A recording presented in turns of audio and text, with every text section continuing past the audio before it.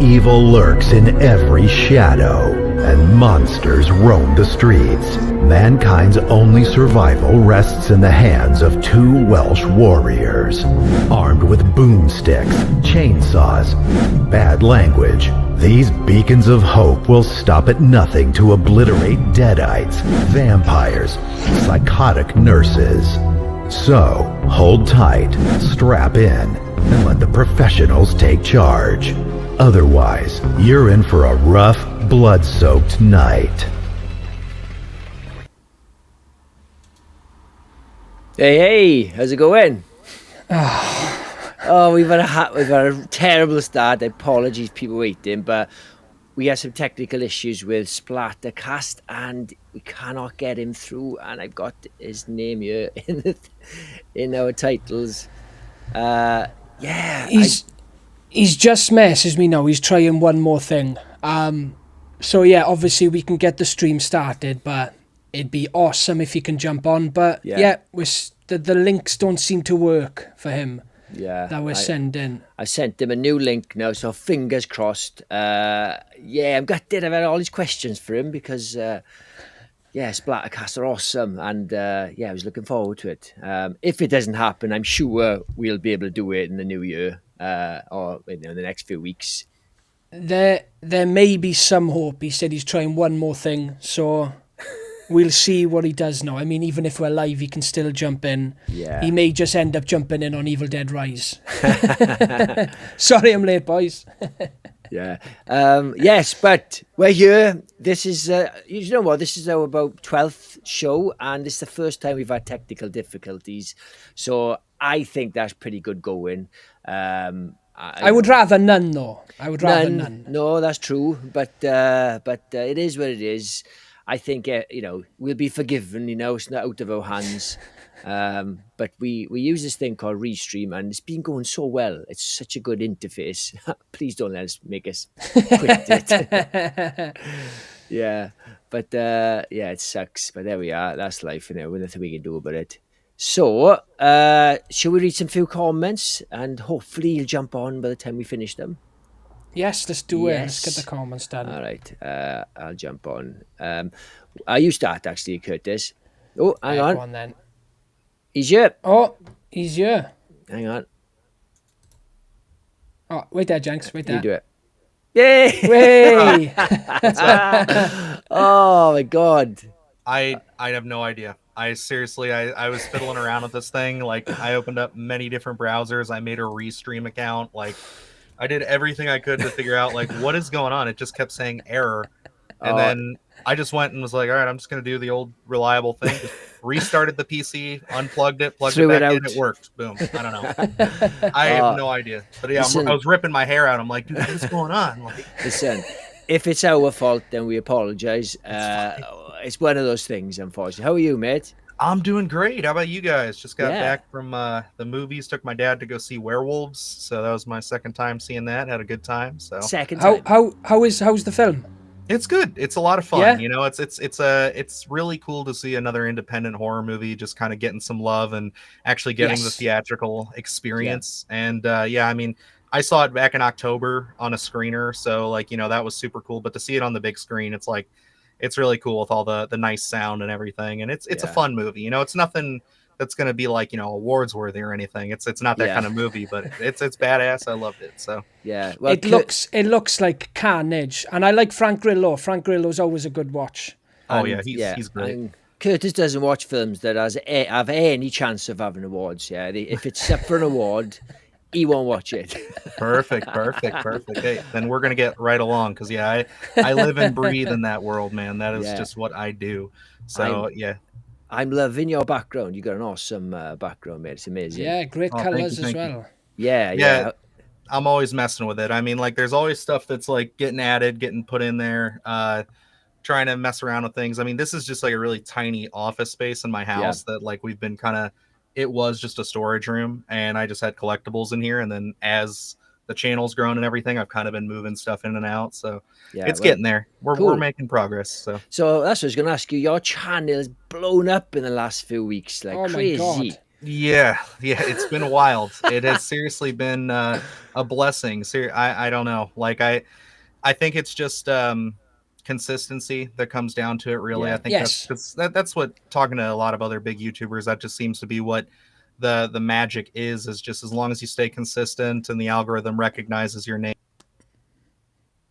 Yes. Oh, we lost you.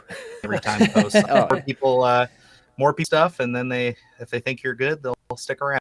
yeah. Which that's been the nicest thing about it, is just it's been, people have been really kind. I still get a lot of people who are, well, like, you know, oh, you guys aren't true horror fans unless you watch like Human Guinea Pig 15 or whatever, you know. But like, Yeah. it is what it is. That's but Curtis's favourite film. Do you know, so Dylan, this is crazy because when Curtis and we started it in January, so we're doing it almost a year now. And right at the start, I made a list of all the channels that were reasonably like just starting out, sort of their subs weren't too high. And you were on my list, and you were just 2,000 subs. I got a list on my phone, and now you're clocking in at I think almost 22,000 in that's a year. Yeah, it's been a big year. I mean, I think like really, other than consistency, the thing we've been trying to do is collaborate a lot more. Yeah. You know, as we got later into the year here, it's been tough. I mean, I know we were just talking through emails. I think you guys hit me up in September or Yeah. like end of August, dude. Like that time of year is so wild because we go right from Fantastic Fest into October, and then right out of that, once we hit November, it's like I just need a break. I need to like sit down and breathe for a few minutes, because other than that, we have like both Luke and I, my co-host, and we are each newer fathers. I have an almost 3-year-old. He has a 2-year-old. So, you know, we're doing all kinds of crazy stuff off of this too. But Yeah. it's just been collaborating and honestly just putting ourselves out there, trying our best to get on more independent horror films, like trying to find little stuff that's not going to get all the coverage in the world. But really what actually sent us up, what really has been our bread and butter, is just kind of shedding all of that and starting to do these lists, just coming up with fun concepts and seeing what other people are talking about, taking people's suggestions, and like, do you want to talk about like cosmic horror, or what are some of your favorite these movies? And that's been something that I've really spearheaded. I've had a lot of fun with it. Yeah. And that's been the major like pull for us, is people just really like our lists. So Yeah.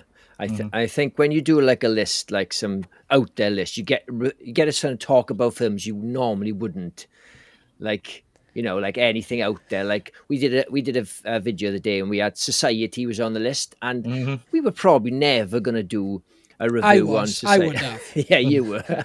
I would have. I'd have absolutely done a full review on Society. Yeah. At some point you have to. I mean, once you talk about all the other great body horror films, you got to get down there at some point. I mean, especially now, it's with The Substance coming out. Body horror is huge. Like, people are so into it now, so it's great to bring films like that up. I did one as well, just talking about like the most disgusting body horror films, and Society was one of them for me on that list as well. Yes. So Such a good film. It's we're running out of Nightmare on Elm Street movies, so we're gonna have to start delving into the B movies soon, because we've got one more Nightmare on Elm Street movie to review, and then we've got to find another franchise to review.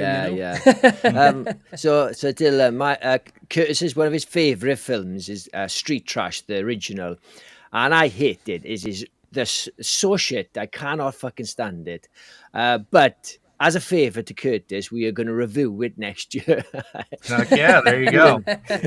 You got to do it, man. I mean, Luke, he makes concessions for me at times. Like anytime there's a new shark movie out, no matter what level it is, like I'm going to check that out. Creature features, which I will give him credit. He's growing on it. He's learning to like some of those. I haven't completely trashed him with some things. Yeah. Some stuff has surprised him. Like one that I always go back to. Yeah. And I want to do like a cryptids list soon, because I feel like there's all these great cryptid movies that nobody knows about. And one of them for me is a movie from 2006 called Abominable. Have you guys ever seen this?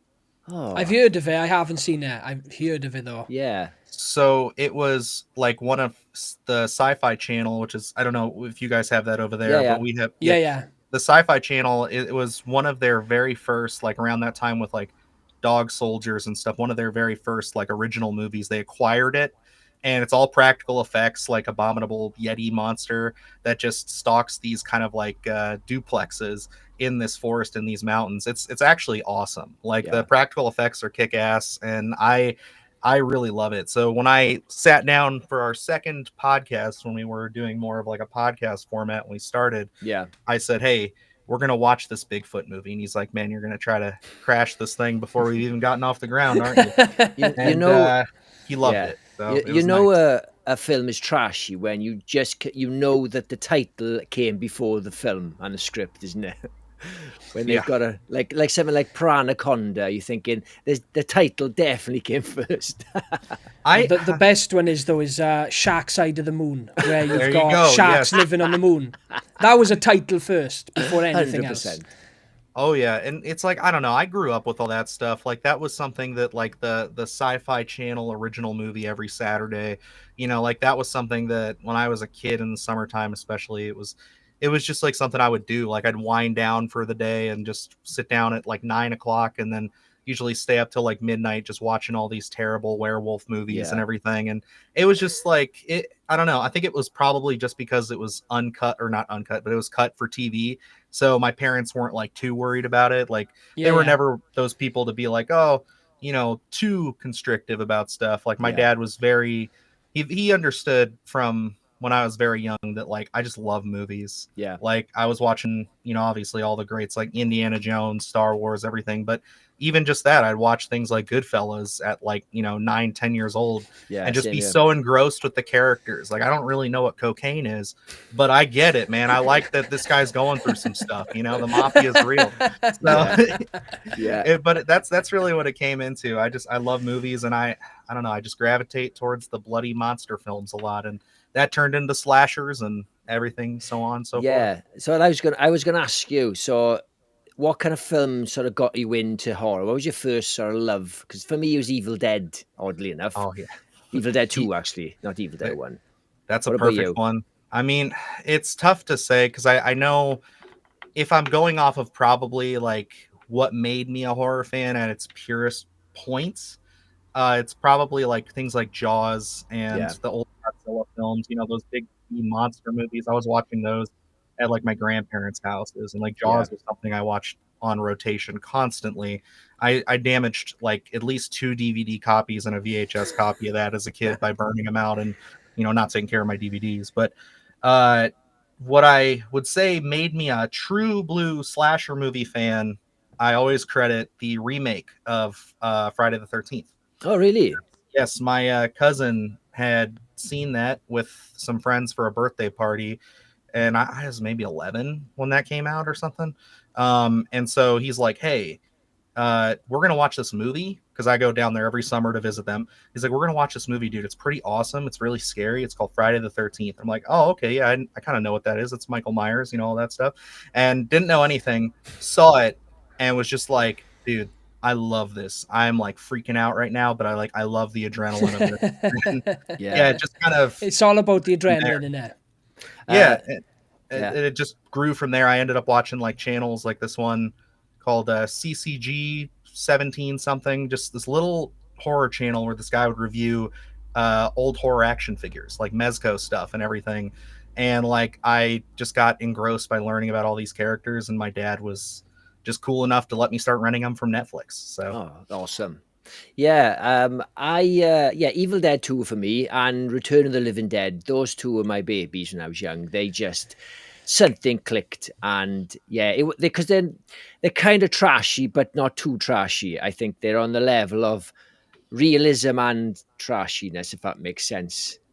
I'm with you. I love both those movies to death. Obviously, I have the box set there, and I just got in the States, we have the Return of the Living Dead Shout Factory Steelbook that just came out, started popping up at our big box store, so I had to grab that. But those two movies, I saw, admittedly, Return of the Living Dead way later in my life. I was already an adult when I saw that, but that was one of those zombie movies that just, I was just like so strucken by just all of the creativity, all of the fun that it has.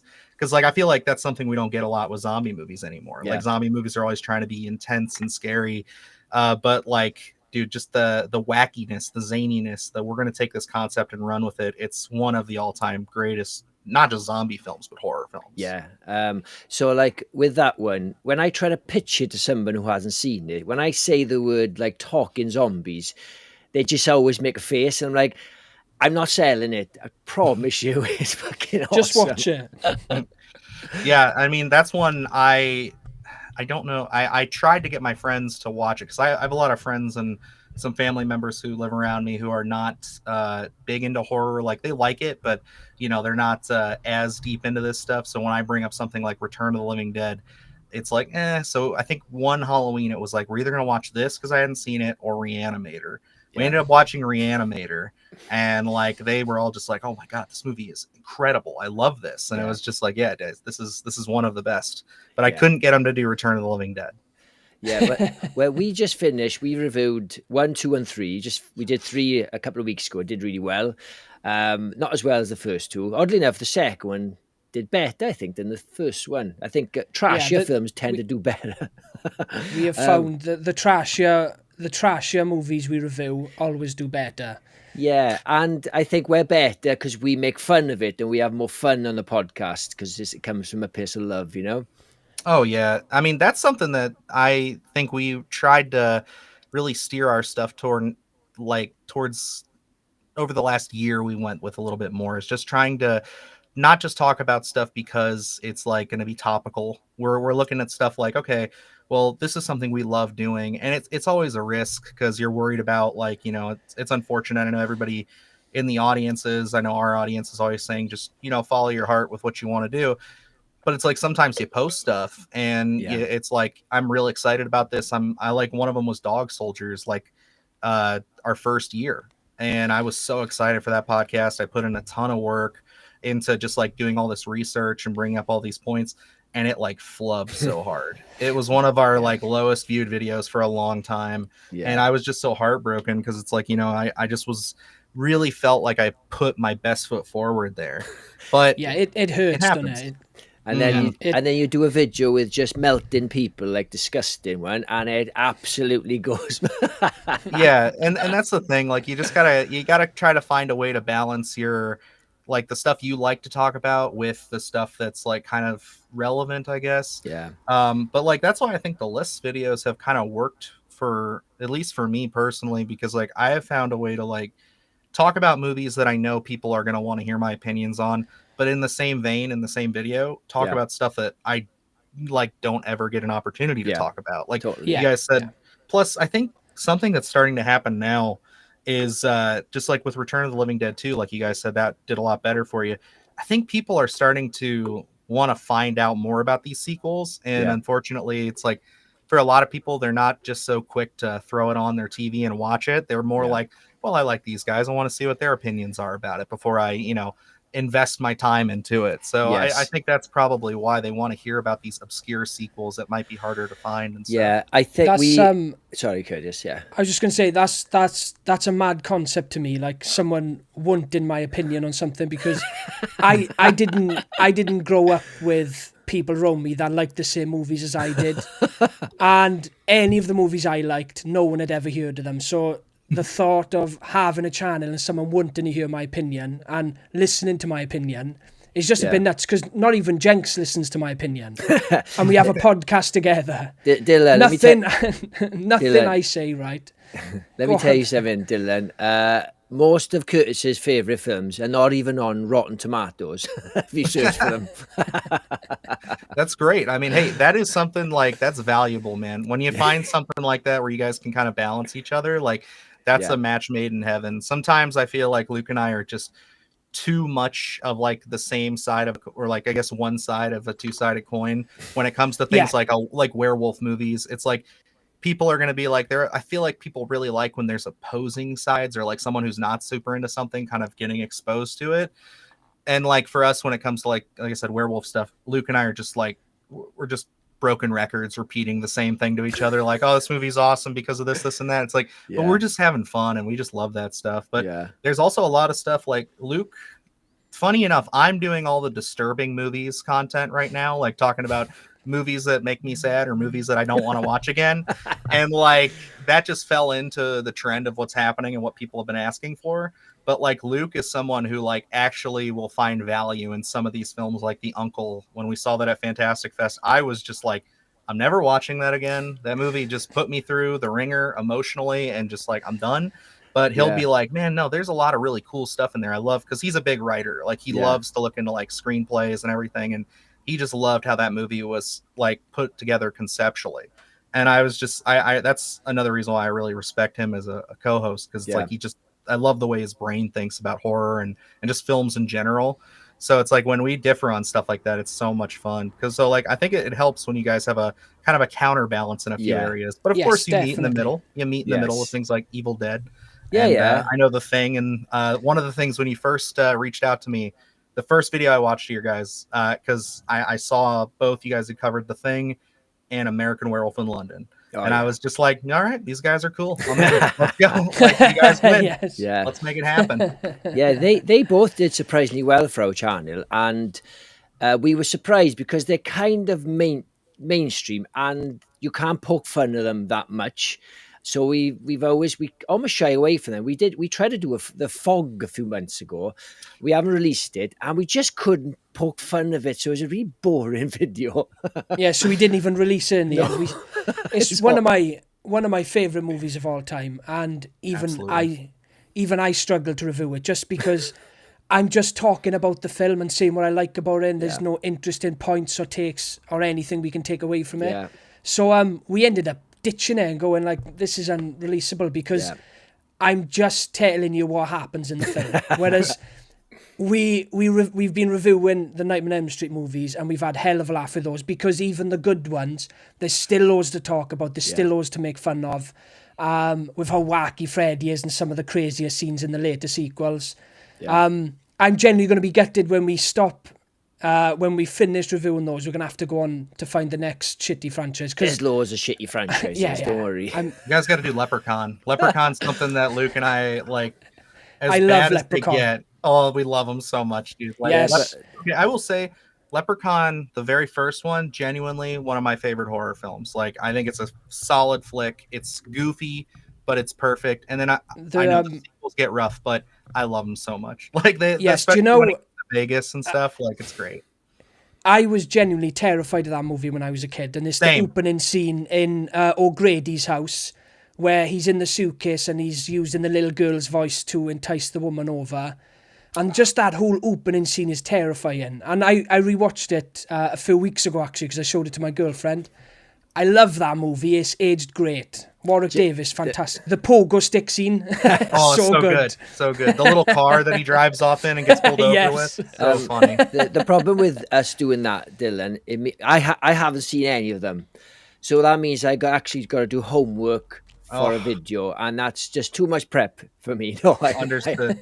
You gotta get around to them at some point there, because like they are pure entertainment. Like if you can just like get past some of the real goofy ones, like once they get to space, I mean it's a lot like Jason X. I mean it genuinely feels like that and Jason X are in the same universe. Like they feel like they're definitely just happening at the same time. They have the same feels. Like it's just maybe once a week before the other. That's how close they feel. But like I really do love the Leprechaun movies, and I will also agree with you, Curtis. I was terrified of that as a kid. That was one of the few movies, like growing up watching monster movies. I could watch Jurassic Park and Jaws and see all these creatures eating people, and nothing would bother me. Werewolves, all good.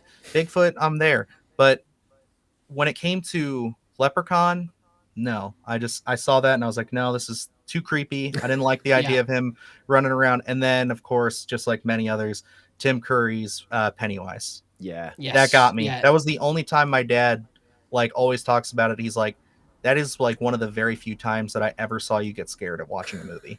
I walked in the living room right when he's coming up out of the drain, talking to one of the kids in the shower, and I just I flipped my lid. I just ran out of the room and was just like, no, I don't like that at all. Like Sixth Sense was a big one for me. That destroyed me when I was a kid. Oh my God. It's a good one. That definitely when you're a kid, it seems so real and so like it's because it's such a grounded film for most of it. And you're just like, dude, this is like so serious. You know, it's tough. Do you know? I kind of wish we hadn't done an Evil Dead and just did a horror Q&A because I could talk to you about Leprechaun all day. I know. Do you mind if I read a few comments and we get cracking on Evil Dead? Let's do it. Awesome. Thank you, buddy. So, wrong one. Hang on. Where are we? Right then. Hi, Wendy Palford. Evening, Curtis and Jenks. She's always on the show. Fair play to Evening, her. Wendy. Ben. Evening, all. All is good. Hope all is good. Evening, Ben. Abigail. Hi, guys. Hi, Abigail. Hi, Ab. What's going on? That's me. Oh, that's you. All right. Some handsome guy in the Some comments. handsome guy. It's Right, all good. skip past those ones, Jenks, because that's just me chatting with them back and forth Oh, in okay. the back All room. right. Take Right, your time, let guys. me You do it. let me go through these, right? We've got Tyler Adams, Dead by Dawn. Yes, mate, hope you're good. I wonder if you're still here. That was when we were in the back room. I got to be on soon. We've got Chunky Geordie. Hi, Chunky. How you doing? Hi, Chunky.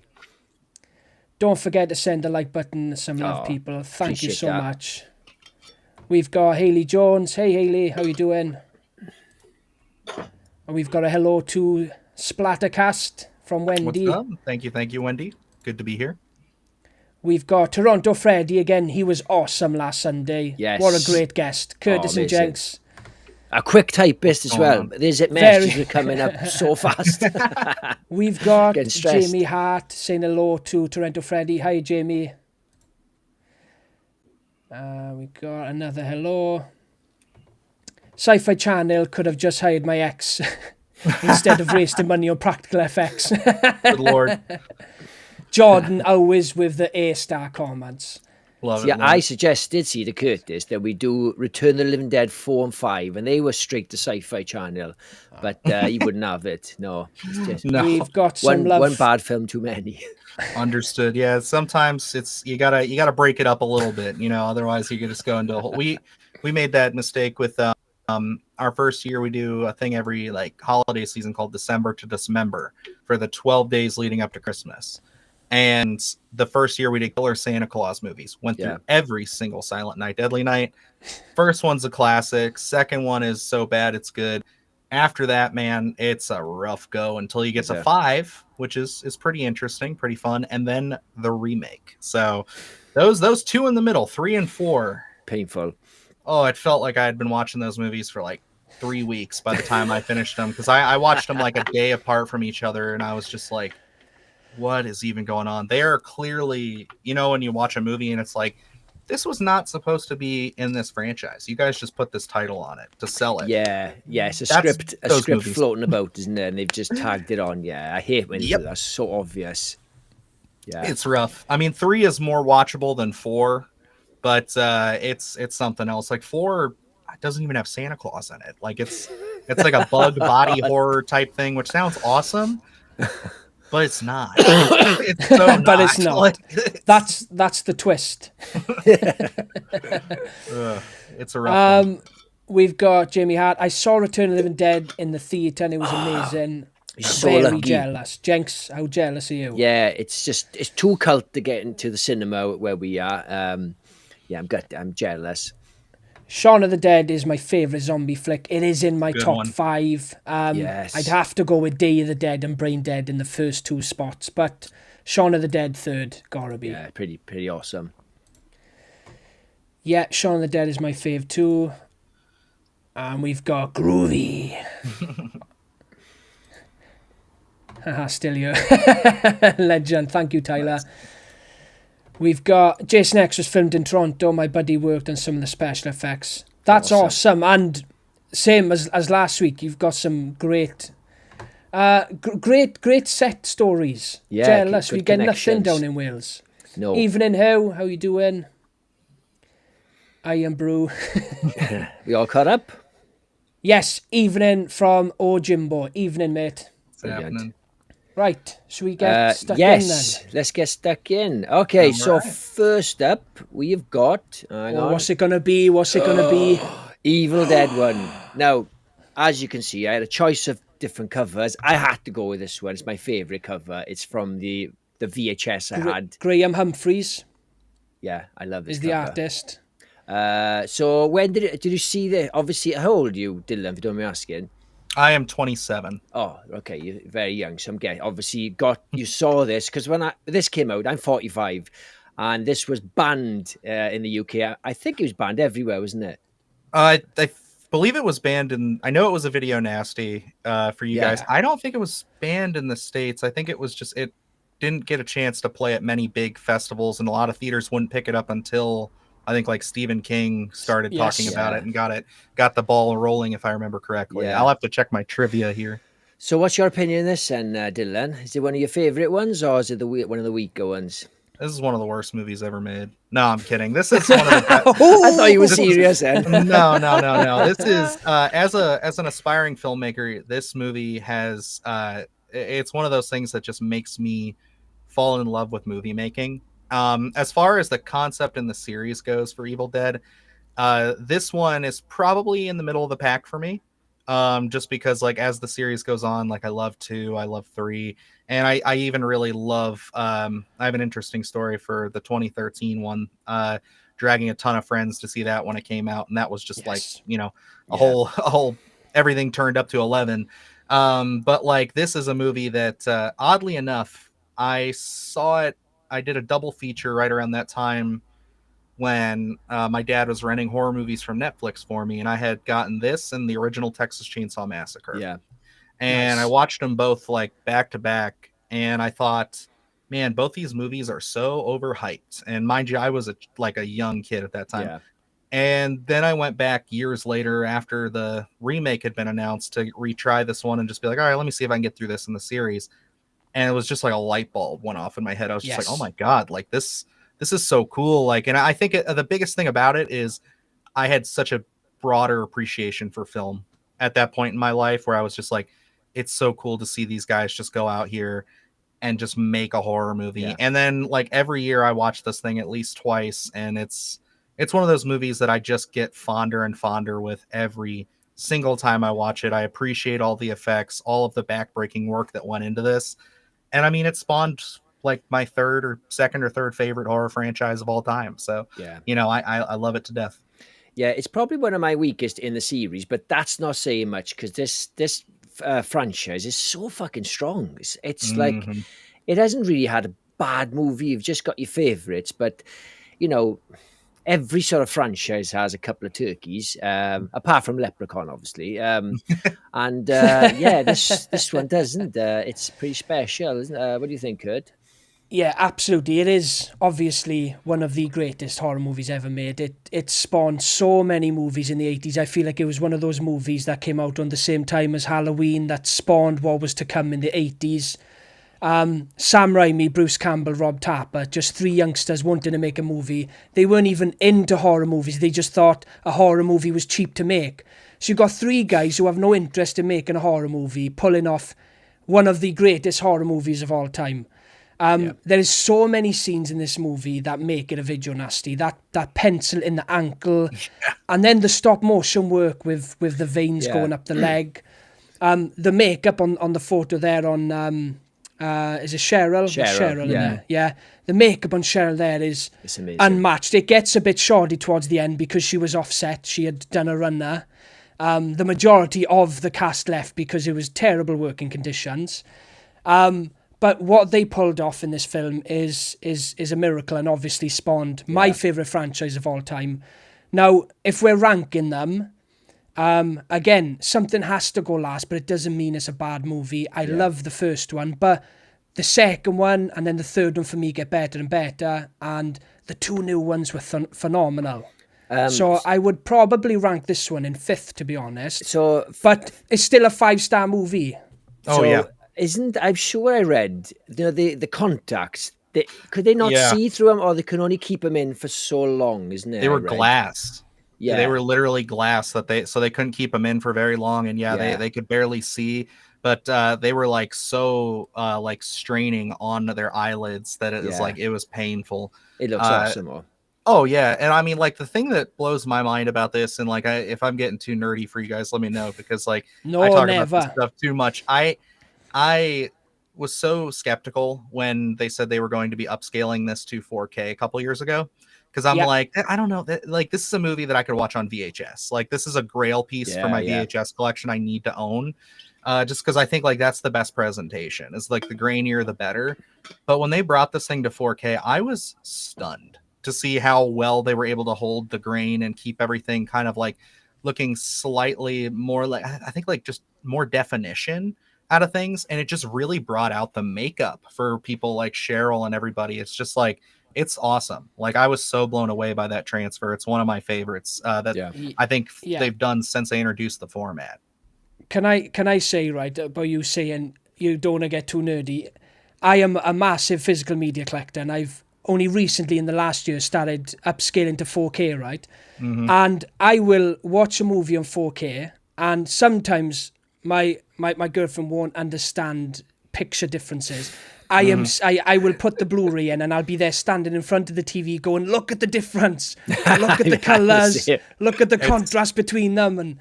But I do sometimes, if I watch a really good 4K, I more than likely own it on Blu-ray and DVD. I will put the DVD in, then I'll put the Blu-ray in, and then I'll put the 4K in, just to see the differences, just to see the crispness. I love it, man. I'm all for quality, and now and again I'll get my old VHS TV out and I'll watch a VHS tape. Do you know what I mean? I love physical media, and like you, Dylan, I like to preserve that old look. I don't want 4Ks to be too washed out. Yeah. There's so many films that I think like one of the best things that they're doing with it right now is it all comes from a look of preservation, because I think that's super important. We've lost a lot of like really old films already, just that sat in vaults because like they didn't care about them and they just rotted away. And like, I think that's something that when it comes to films that are legitimately shot on film, it's important that we go back to those negatives. And even if it's not necessarily doing like so much of cleaning up, like I don't need movies to like take out every blemish, everything. I feel like you lose texture when you do that. But I think like what they need to do is just scan them in so we can have them forever. And like, I think again, what you see, it's kind of like a balancing act, because you have that, and then obviously the whole thing with streaming and not actually owning your movies. It's like, you know, that's a whole other ball game. So I will always be a physical media person till the day I die. I own multiple copies of some of these movies. Like, I think right now, maybe Terrifier 2 just accidentally became a movie I own like so many versions of, because I bought the Blu-ray, I bought the Steelbook of the Blu-ray, I bought the 4K, I bought the VHS copies that just came out, and then I recently found out there was a 4K Steelbook, so I got that. And then it's just like, wow, I have like 5 copies of this. And I'll tell you what, it's so funny, like collecting all these 4Ks and all these like newer versions and things and seeing all the nice preservation, the transfers. But then like I watched Terrifier 2 on VHS. I literally went out, bought a VHS player from a flea market. Oh, really? Just to watch it. Yep. Oh, that's awesome. And then I bought a CRT TV, and I have this set up over here in the corner of my room where it's like I just put that on right around Halloween for my wife and my son, who he didn't watch the movie, but just to show him like an old VHS. And it was one of those things where it's like, this is just like a totally different experience. Like watching a newer movie on VHS is awesome. Yeah, I've got the Terrifier 3 on VHS ordered. The same here. Oh yeah, it's not out until January, so I ordered the Umbrella set. You've got all 3 movies in it. Yes, so I ordered that one. I will be chucking that straight in the VHS player. I remember when HD first came out, and some TVs, it was so crisp that it looked really cheap and horrible. Like if you had on a certain set, and say if you went into like a shop selling TVs, they would look horrendous, and people were buying them, and it was just every little detail, but it looked like a behind the scenes of a film where it's not quite the proper film, like cheap like that, you know. And it's got much better now, I think. Yes, it has. Yeah. And I think one of the things that people need to realize too is like when you buy stuff like that out of the box, like any monitor, any TV, it's like, it's not, I mean, I guess it can be if you want to just rip it out of the box and throw it up and then that's what you have.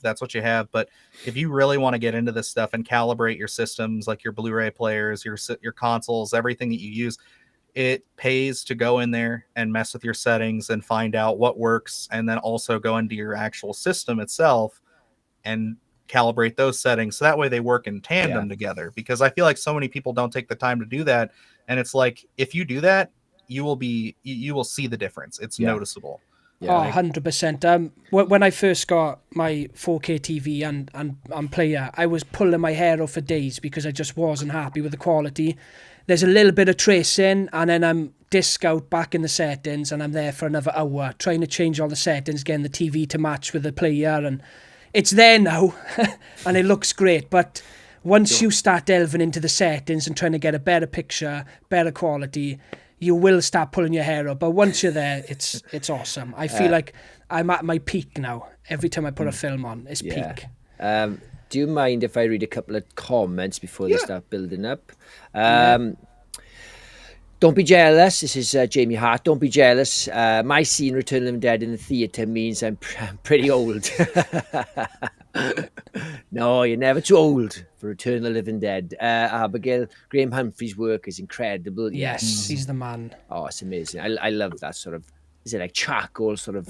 Yeah. Where's Davey Deathray? You're talking about Evil Dead. He's not here. I saw him in the chat just a little bit ago. I was going to say Yay. something, but I didn't want to interrupt. David Deathray, he's a friend of the channel. We've done a few things with him. I know he teamed up with you recently, Dylan. He's a top guy. He's our sort of American cousin. And he's got a great channel that's very similar to ours. He does a lot more live shows. It's similar to ours, but he's better looking than us. So it's that's debatable. That's debatable. You guys are all pretty well. Abigail, Davey, phenomenal timing. My chunky Geordie, Davey. Oh, he's got a lot of love. Fucking hell. The commander is on deck. I love that. Toronto Freddy, Jamie, Abigail. Oh, yeah. Toronto Freddy, Speak of the Devil. That was really good timing. That was funny. He's got a lot of love here. My God. Stealing the Thunder. This is my favourite horror franchise. I thought he was going to say my favourite horror channel then. Oh, Davey. Hail the Evil Dead. Maybe it was a typo. Yes, can we edit it? Hang on, just a couple more and we'll move on to the Evil Dead 2. And great to see you guys streaming together. Dylan is the man and Twisted Lockers freaking rules. Yeah, yes, thank you, Davey. I just had Luke and I were on there talking to him about Thanksgiving just a couple weeks ago. So yes, that was awesome. We had a lot of fun with that. And I think Davey and I, we kind of connected on a particular franchise on that one. If you watch that video, you'll know what I'm referencing here. Right. But we might be cooking a little something up to discuss, getting us into a little bit of controversy into one of these popular franchises that everybody loves to argue about. So I'm excited. We got a super chat from Ben. Oh, appreciate that. Awesome. Appreciate that. Ben, thank you so much, pal. You're a legend. I rented Jamie Hart. I rented Evil Dead right after I saw Nightmare on Elm Street for the first time. It was a scene when she was watching it on the TV. That's awesome. Yes, that's so meta, isn't it? That's really organic. I love that. Yeah, I think that's probably because you see Evil Dead in Donnie Darko, Evil Dead 1, and you see it in Elm Street. I wonder if that's the only time the two films you see it in. It's so funny. Like, not to cut off all this, but like they're like, and I believe it's this film. They have the Hills Have Eyes poster, right, with Craven. That's the whole thing. Yeah. So then that's why he did Evil Dead in Nightmare on Elm Street, correct? Yeah, but you are right. It's a ripped up poster on the wall of Hills Have Eyes to have a dig at him, a friendly dig, and then they did the same thing. And then you've got Freddy's glove in Evil Dead 2 then. That's right. That was they took it even further, so they just kept on going back and forth. Awesome. Sharing cameos. And I noticed when Ash goes back to the cabin in the series, Freddy's glove is still there. Really? Which season? Yeah. Is it the first time they go back? Season 2, when they go back, goes back in time. Yeah. Oh, wow. Freddy's glove is still there. That's amazing. I love when it, we'll talk about it later, but I just want to say when he goes back in time to the 80s, back to Evil Dead 2 where Henrietta turns up. Yeah.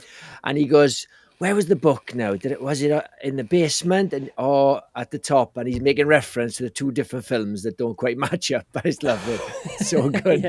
I'll have to, when we get to the end of this, remind me, because like I have a take about why Evil Dead is so important to like the horror genre landscape and what it does differently than like all the other franchises do, that I think sets it completely apart and makes it, even though I will say I have my heart lies with Friday the 13th. I love Jason Voorhees. Obviously, that was the slasher that got me into slashers.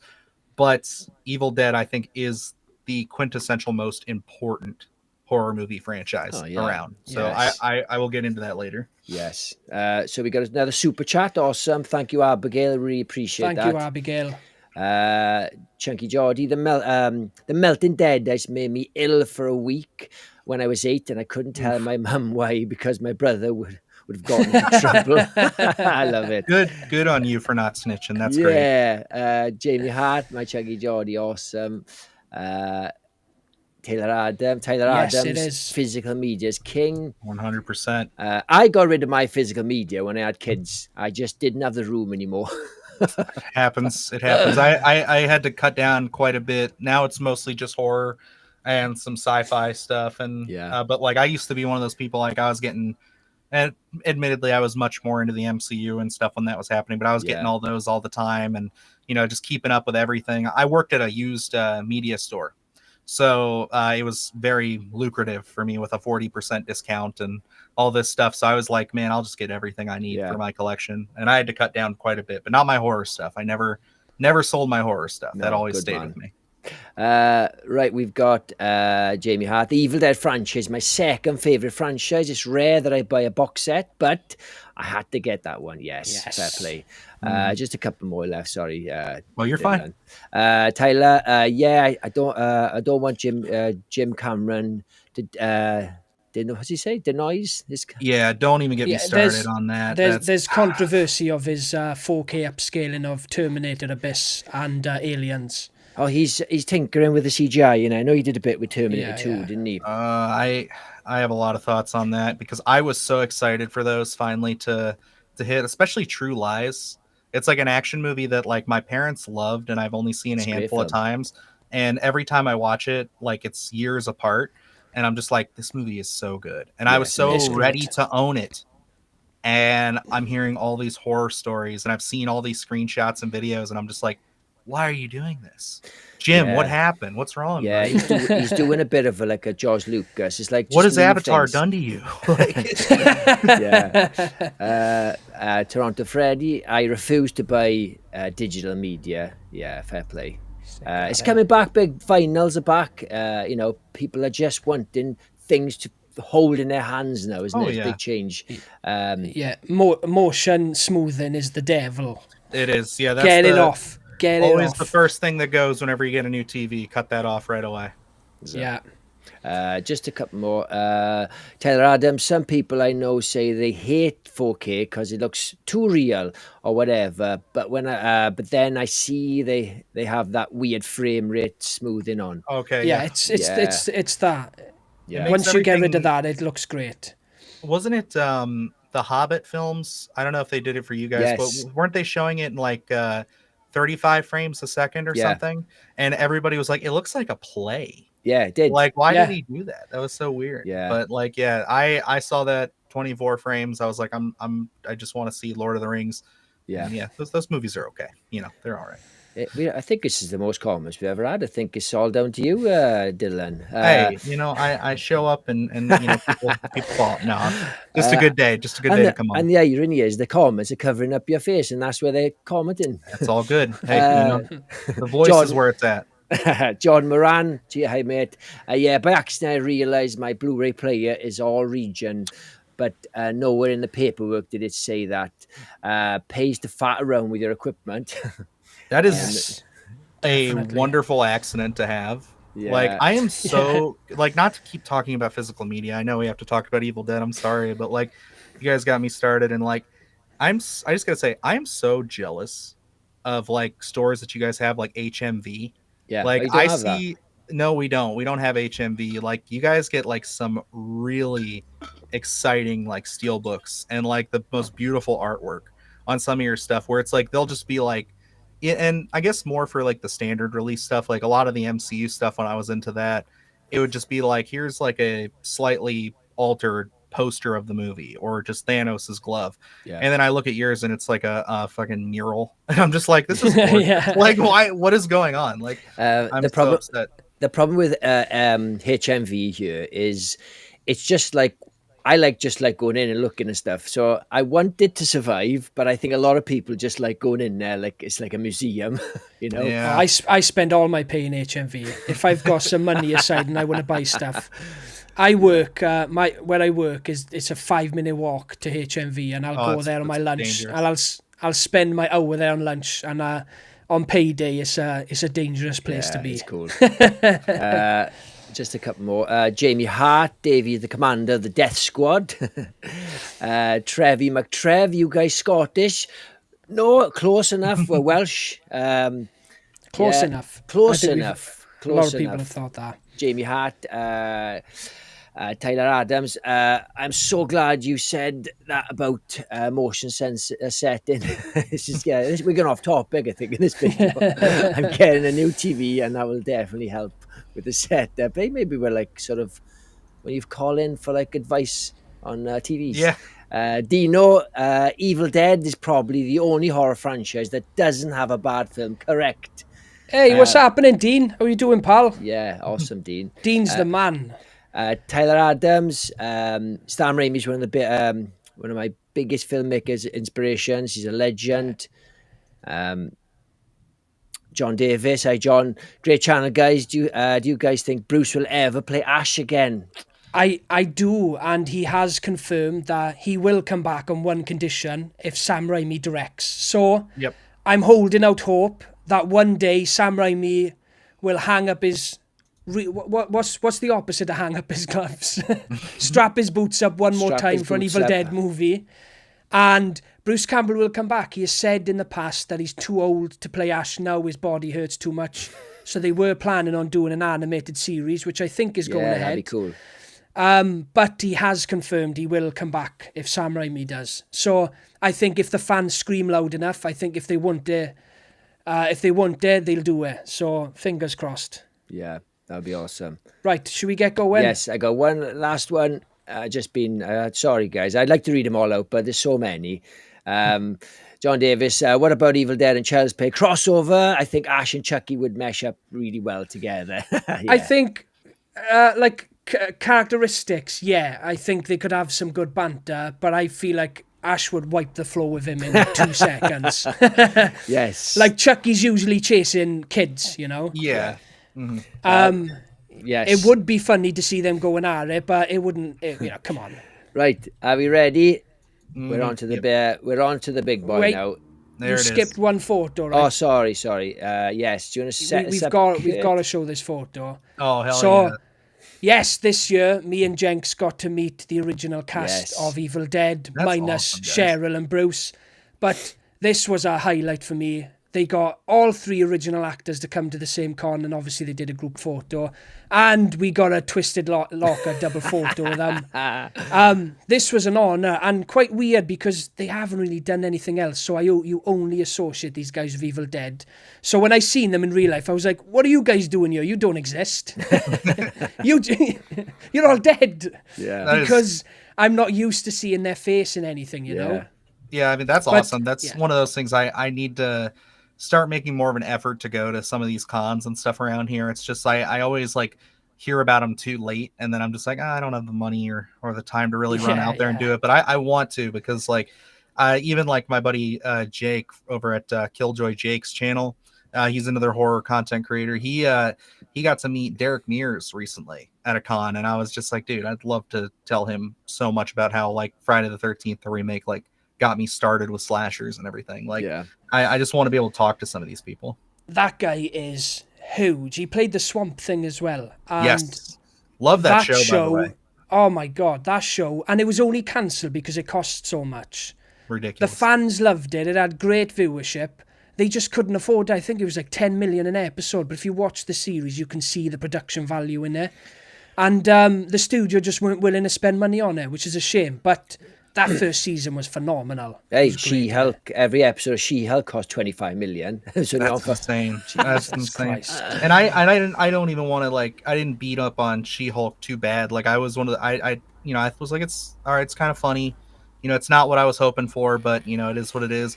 Because I love the character, and I think like I'd really love to see her actually like in a Hulk movie if they ever did one. But like, that just blows my mind that it's like we're dropping shows like Swamp Thing. But we're gonna keep doing stuff like basically most of the Marvel TV shows. Like it's a lot of them don't really hit for me. Like I like Loki. I'm one of the few people that liked Captain Falcon and the Winter Soldier. And like, I can't really think of any others that like just stick out to me anymore. Yeah, I'm the same. I didn't get on with those series. I watched Loki, probably gun to my head. I thought Loki was better. But what bugged me about Loki was that I think the writer forgot that he was a god. Like some scenes, he's on like a train and some security guard throws him off the train. It's like, he's a god. How can you just chuck him off the train? Ridiculous. Right, we're on to Evil Dead 2. This is always between this and Return of the Living Dead to be my favourite film of all time. If I gun to my head, this is my proper film that got me into horror. Yes, Ash was the coolest guy ever, and it was one of those films that you didn't know as a kid. You don't know it's a comedy. You only see the comedic elements when you get older, and that's my perfect sweet spot for horror comedy. For me, Absolutely. Can I be a bit of a show off just to kick off Evil Dead 2? I don't know if you'll be able to see it, but the first tattoo I got, this is Ash being strangled by his own hand. I love explaining that to people when they don't know what it is. I'm like, it's basically this guy who's chopped off his hand and it's now strangling him. But yes, Evil Dead 2, it was always my favourite movie of all time until I discovered the beauty of filmmaking and I really fell in love with The Thing. Evil Dead 2 stands in second place firmly, but once I discovered The Thing properly and I appreciated that was always in my top spot. But yeah, if I had to think about the first horror movie I ever watched that got me into horror, I would say Army of Darkness and then Evil Dead 2. I think being young, I think my father showed me Army of Darkness first because it was a lot more lighthearted. Yeah. But Evil Dead 2, my opinion on this movie hasn't changed one bit since I was 8 or however long. What are you doing, Jenks? Sorry, I'm just trying. Trying some things out. I'm trying some things out. My opinion on this movie has never changed. I think it is one of the most perfect horror movies ever made. Bruce Campbell's performance in this movie, not just him being Ash Williams, just his performance, is my favourite horror performance of all time. The shit he goes through in this film. And I just love that they took what was great about the first one, they amped it up to 1,000, added those comedy elements in. Obviously, they've got that bigger budget. The dead just look better. The effects are much better. And it's just a perfect movie. I really do think it is one of the greatest horror movies ever made. Yeah. Yeah, this to me, I mean, this is my favorite of the franchise as well. Yes. I know that's not totally out there. Everybody's. I feel like this is a very universally loved one of them all. But I agree with you so much on this, Curtis. It's to me, like, to keep it kind of short and sweet. I think like the first film, like I said, I love it because it shows ingenuity. It shows people going out there making a movie with nothing.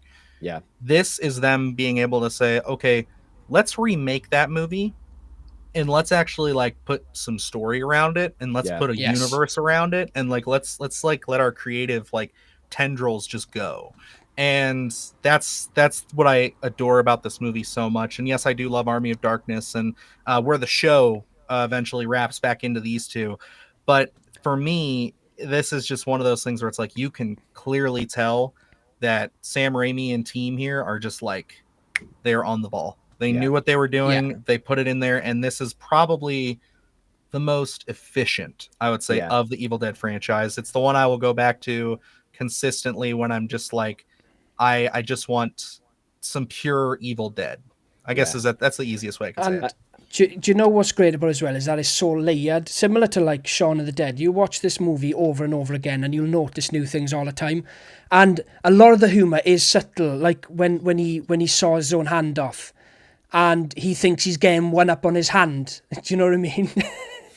Yeah, like that level of comedy is so funny. Well, Stuff that I wouldn't realised was funny when I was a kid, but obviously you watch it as an adult, you can appreciate those elements a lot more. I remember revisiting Evil Dead 2 with some mates, drinking, and we watched with the scene when he cuts the hand off, like you said, Curtis, and it's so funny, his reaction, because he is literally severing his own hand. Yeah. And it's so subtle. Yeah, I suppose in later Ash it's not as subtle, but this plays it perfectly. I think it has the best, my favourite Deadite, Henrietta. Yeah. She is awesome. The fucking best. I love her so much. Do you know, I find it scarier when she reverts back to her human form and she's trying to get Annie to open the cellar and she's singing Hush Little Baby, Don't You Cry. Oh my God, that is so terrifying because she's such a sweet old lady, but there's something off about her. Yeah. Obviously, we know she's not right, so we know there's something off, but they cast her perfectly because she's got this sweet little face, but you know there's something quite not right there. But she looks that to me... She looks nothing like Ted Raimi, though. That's the only problem. Yeah. But, and that line, someone's in my fruit cellar, and the way it's delivered, the intensity of fruit cellar...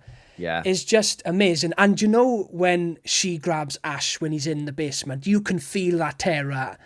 Yeah. Because if I was down that basement and I seen her and she grabbed me, that's real terror. Yeah. When he's banging on the cell and he's trying to get out, you can feel that. It's palpable. There's something down here. Yeah, it's so good.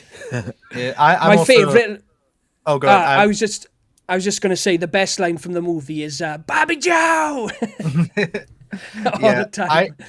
I do love Henrietta. I really love Evil Ash. I think this is a perfect photo to represent it. Because, like, look at that makeup. Like, I can't believe that's Bruce Campbell. Look at his chin. When I look at it, it's so sculpted, so crazy. Yeah. It's like, I seriously love Evil Ash in this one. I prefer this version of Deadite Ash over, like, I guess Evil Ash proper from Army of Darkness. I guess what you consider him. He's actually scary in this one. Mm-hmm. This is another troll by Sam Raimi because he purposely made his chin 10 times bigger as a joke. It's obvious, isn't it? Yeah, his size of it. So funny, but yeah, that's such a terrifying image. Mm-hmm. Yeah, and it's the when his eyes turn white and what they do is when they shoot the milk in and then they put it in reverse. That's such a cool effect. Yes, they inject it, isn't it, and they reverse it. Yes, they injected it with milk. Yeah, I love shit like that. See, that's so. But you know, right? You probably know this, guys. I know you do, Steve, because we spoke about it. But Stephen King got this movie made as well. Yes. Mm-hmm. Sam Raimi couldn't get the budget, and Stephen King convinced Dino De Laurentiis to put the money up for them. So we can thank Stephen King for 1 and 2. Well, yep, and it was one being as big as it became, obviously. I think the reason, because I have to double check. When I did my Evil Dead timeline, I was doing a bunch of like research on these, but I think didn't he get Dino because he was currently working on Maximum Overdrive with Dino? So like he was trying to, like, he was already in good with him, and he was like, "Hey, you got to help." Until the film came out. Yeah, right. It's like, oh wow, Steven, Jesus. Okay, there you go. Hey, no hate to Maximum Overdrive. That is one of Luke's all-time favorites. He loves that movie. I love that film, but it's got its problems. Yeah. It's the kind of shit I like. So Stephen King said he was coked up throughout that because he directed it. He couldn't even remember half of it. Yeah. Right. Can I read a couple more of these before we move on? Is that right? Is that okay? Yeah. Yeah. I'll drink some Earn Brew. So again, just give me a second. Yeah, we're just not used to this many comments. Honestly, this is only like our 12th live show, so it's a big one for us. It's good. It's good. Keep it up too, guys, because that's the thing, man. Like I said, consistency. Like we do our bi-weekly podcast, or like kind of I guess it's a podcast live show with Evan from Rockland Graves and Alex from Beyond the Void Horror Podcast. Right. And it's like every week it just grows and grows and grows. So it's like people just flock to it and they know it. Yes, we do seem to see the same people all the time, which is really great. And Love that. You just I get a little bit of imposter syndrome sometimes of like, don't these people know that I'm a hack? Why would they keep coming here all the time? Every time. Yep. They're like, people will be so nice to you in the comments, and you're just like, oh wow, that's way too nice. Like, I'm not that cool. Like, I feel bad sometimes when we've done a 2-hour stream and people have stayed for the whole 2 hours. I feel bad for them. I'm like, you just sat here for 2 hours and listened to me talk. Mm-hmm. Yeah, and you feel like eventually someone's going to find out that you're full of shit. You don't deserve it. Curtis, what have you done to your hair? No, I think they're talking about the photo. Yeah. They've never seen your hair. No, I think that's the first time people have seen my hair. No, actually, I have got hair, guys. I put a hat on when we first started making the podcast because I hadn't had a haircut in a long time. You do know, and I just kind of liked the look, so I kept it. You do know, Curtis, that all our thumbnails don't have a hat. Well, when we used to be in them, you don't have a hat. Oh yeah, of course, man, of course. Because you said that no one's ever seen your hair, and I was looking at the thumbnails, like all the thumbnails, man. Yeah, yes. We used to be in our thumbnails when we first started, and then once we got rid of us, our videos started getting better then, and the views went up. We went through that. Go back and look at some of our thumbnails from like when we first started. It was like plain red background, a couple of PNG images of like random characters, and then like the main Splattercast logo. Just because I was like, yeah, it's gonna be simple. It's got to be something like not too much. I don't want to look like I'm trying too hard. And it's like, at least suck. And then Luke starts doing them all fancy, and then it's like, okay. And then we're like, okay, well, maybe if we put ourselves in it, because that seems to be working for people. We start doing that, did that for a couple months, and then we're just like, dude, no, I hate this. Like, let's just start making whatever. Yeah. And then you find your formula. You know, it's like, I figure the thing that works best for us, I found, is just like, get your message out there, let them know what this video is, and one image with like a nice contrast, a nice pop. Yeah, that's all it takes. Absolutely. And it's like, because it's so weird. It's like you watch videos and you don't really think about it when you're making your own thumbnails all the time. At least I don't, where it's like, yeah, these are the kind of thumbnails I would click on. Like, why am I not thinking about it like that? I'm looking too hard into it. And I think the idea is when you start, you think you want people to recognize you. So if they like you, that's Steve and Kurt. But we're not quite Cody Leach, so nobody gives a fuck about how we look yet. Yeah. But it was literally almost overnight. Curtis and I had a meeting. We had a voice call, and we said, I think we should ditch our faces. And you said, yeah, I felt the same. And then our next video, we had 2.5 thousand views, which we'd never even got close to that back then. It was like, hey, that's all it took. It's funny how that shit works too. It's like, because then it'll all drop off again, and then you'll be like, now what am I doing wrong? It's like, no, it's no, what am I doing wrong? Some of them hit, some of them don't. It's just what it is. Like, it's the name of the game. We were celebrating with our success, and then we were quite insulted that all it took was to take our faces off. Maybe if we just took Curtis's off, it would have been all right, but couldn't just let him take off. No, Jenks, play nice. Look at this, Jamie Hart. I saw Evil Dead 2 in theatre. It was groovy. Come on, it's not fair. Super jealous. I still haven't. I've seen loads of the classics in cinema now, on reruns obviously, but I've never seen an Evil Dead movie in cinema apart from the 2013 onwards, which I saw live. Eli Cortez, what's up, guys? Finally caught the live. Hi, hey, buddy. What's up, Eli? Eli, what's happening, legend. pal? Always on it. Amazing. Right. Let's just wait. Let me skim through some Jenks. You take ages. I'm covering up Dylan's face, and I'm fine. I'm okay. People want to see his face. Don't forget to slash that like button and sub to the Twisted Locker. Jenks and Curtis are the coolest guys across the pond. Eli, you're an absolute legend. Thank you, pal. Always a great guy. That happens fast too. He's Evil Ash in 90 seconds from the film starting. Yeah. And Linda's dead and decapitated. Yeah, I would probably do the same for my wife. If she starts acting strange, I'd just get a shovel straight away. Straight off. Head off. We've got Dawn, Wicked Podcast as always. Thank you both, and guests too. Thank you, Dawn, and thanks for coming back. She's week a legend. after week. Speaking of Evil Dead, I'm in line to see Santa. Shoot me. Love it. That is something that Frank would say. Hiya, Frank, mate. How you doing, pal? Frank is from the Slaughtered Lamb podcast. They got an awesome TSL. They got an awesome podcast. Yeah, they were our first guest ever, innit? I'm a big slaughtered lamb fan. I love Dave McRae. I love all those guys over there. So like they kind of intermingle there, and like I love all of that. So that's awesome. Yeah, we were lucky enough to hook up with them in the HorrorCon in Manchester. That's fantastic. And with Wolfman Got Nards as well. I was about to say Barry too. Yeah, Barry and I. We haven't worked with any of them yet. I mean, I've spoken with Barry a few times over like Twitter and stuff like that. Super cool dude. Yeah. And like definitely want to collab. So he's just hit 100,000 subs. Fair play. Yeah. He's awesome. I sent him a message. I put him a little comment on there just congratulating him on that. That's huge. Yeah. Max Movedive is super fun. I saw that in the theatre too. Right, I'm starting to get really jealous now. I know. We've got Matthew Turner. Hey lads, sorry late jumping on. I'm in work. Cracking show. Thank you for jumping on, Math. Frank, how are you? We're butting in on a conversation here, and we've got a super chat from Dean. Thank you, pal. Dean, awesome. you're too kind, pal. Thank you so much. Evil 2 is the best in the franchise. It's scared the living crap out of me for years. I hate to say it's not in my top 10. It just sits at number 11. That's fair enough, pal. There's so many great horror movies. I'll take that. But, Dean, thank you for your continued support, mate. We appreciate it so much. I could listen to you guys for hours. I love Jenks giving Curtis shit for his shit movies. Too good. Eli, the shit movies that you love too, yeah? We give a fuck about ya. Toronto Freddy, thank you, pal. I'm feeling the love. Yeah.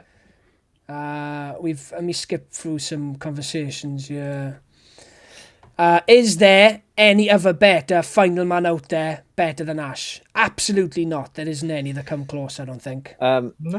There we are. We're all caught up. Curtis, and Dylan, because we've been talking so long, do you think we should maybe skip the series and just do the movies? What do you think? Yes. Or will we be yeah. What do you think, We could Dylan? do that. Yeah, that's fine. Yeah. Because all I can really say about the series, like, real quick too, is just like I think it's an excellent continuation of the original trilogy. Yeah. And I like how they continue to take big strides and try things, and I think that's something rare we don't get with a lot of horror content these days, and that's why one of this franchise is so beloved, and I think continues to be. So I was just happy to have Bruce Campbell back playing Ash. I thought season 1 was good, but I thought season 2 was excellent. Once they go back to where's he from? Something Grove. Oh, I forget where. Yeah, when he goes back to see his dad and everything like that. Yeah, something Grove. But yes, once he goes back there to his hometown and you get all the Easter eggs from the original movies, and he goes back to the cabin, I do feel like it excels much more than the first season. I think they were trying to find their feet in the first one. Do you know, for me, right, I stopped watching after season 2. Well, I started watching season 3, and once he was having a fight with a monster, a dead, and there was all sperm being thrown around, I was like, oh, do you know what, this is getting fucking ridiculous. But I watched it all this week, just for this podcast. I caught up with it, and I was the one who just said, let's ditch it. That's commitment. There it is. No, I appreciate you catching up on it. I do think that it's not to get too deep into it. Otherwise I'll talk about it forever. We'll have to come back and talk about just the series at some point. 1 second. Oh, Eli Cottage just became a level 2 member. Awesome. Really appreciate that. Legend. You're too kind, pal. Thank you so much. And we've actually got content on level 2 now. Yes, so we have got some videos for you to enjoy. Right, Army of Darkness. It came out in 1992.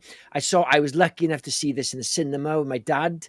It blew me away at the time. It's lost a little bit of the impact now over the years, but at the time, I just wanted to see Evil Dead 3, and I liked the wackiness at the time, but like I said, like I do like it. I know I sound like I'm shitting on it a lot when I talk about it, but I just prefer Evil Dead 2, The Darkness, and I like the nastiness of the other ones. But this is a bit too much slapstick for me.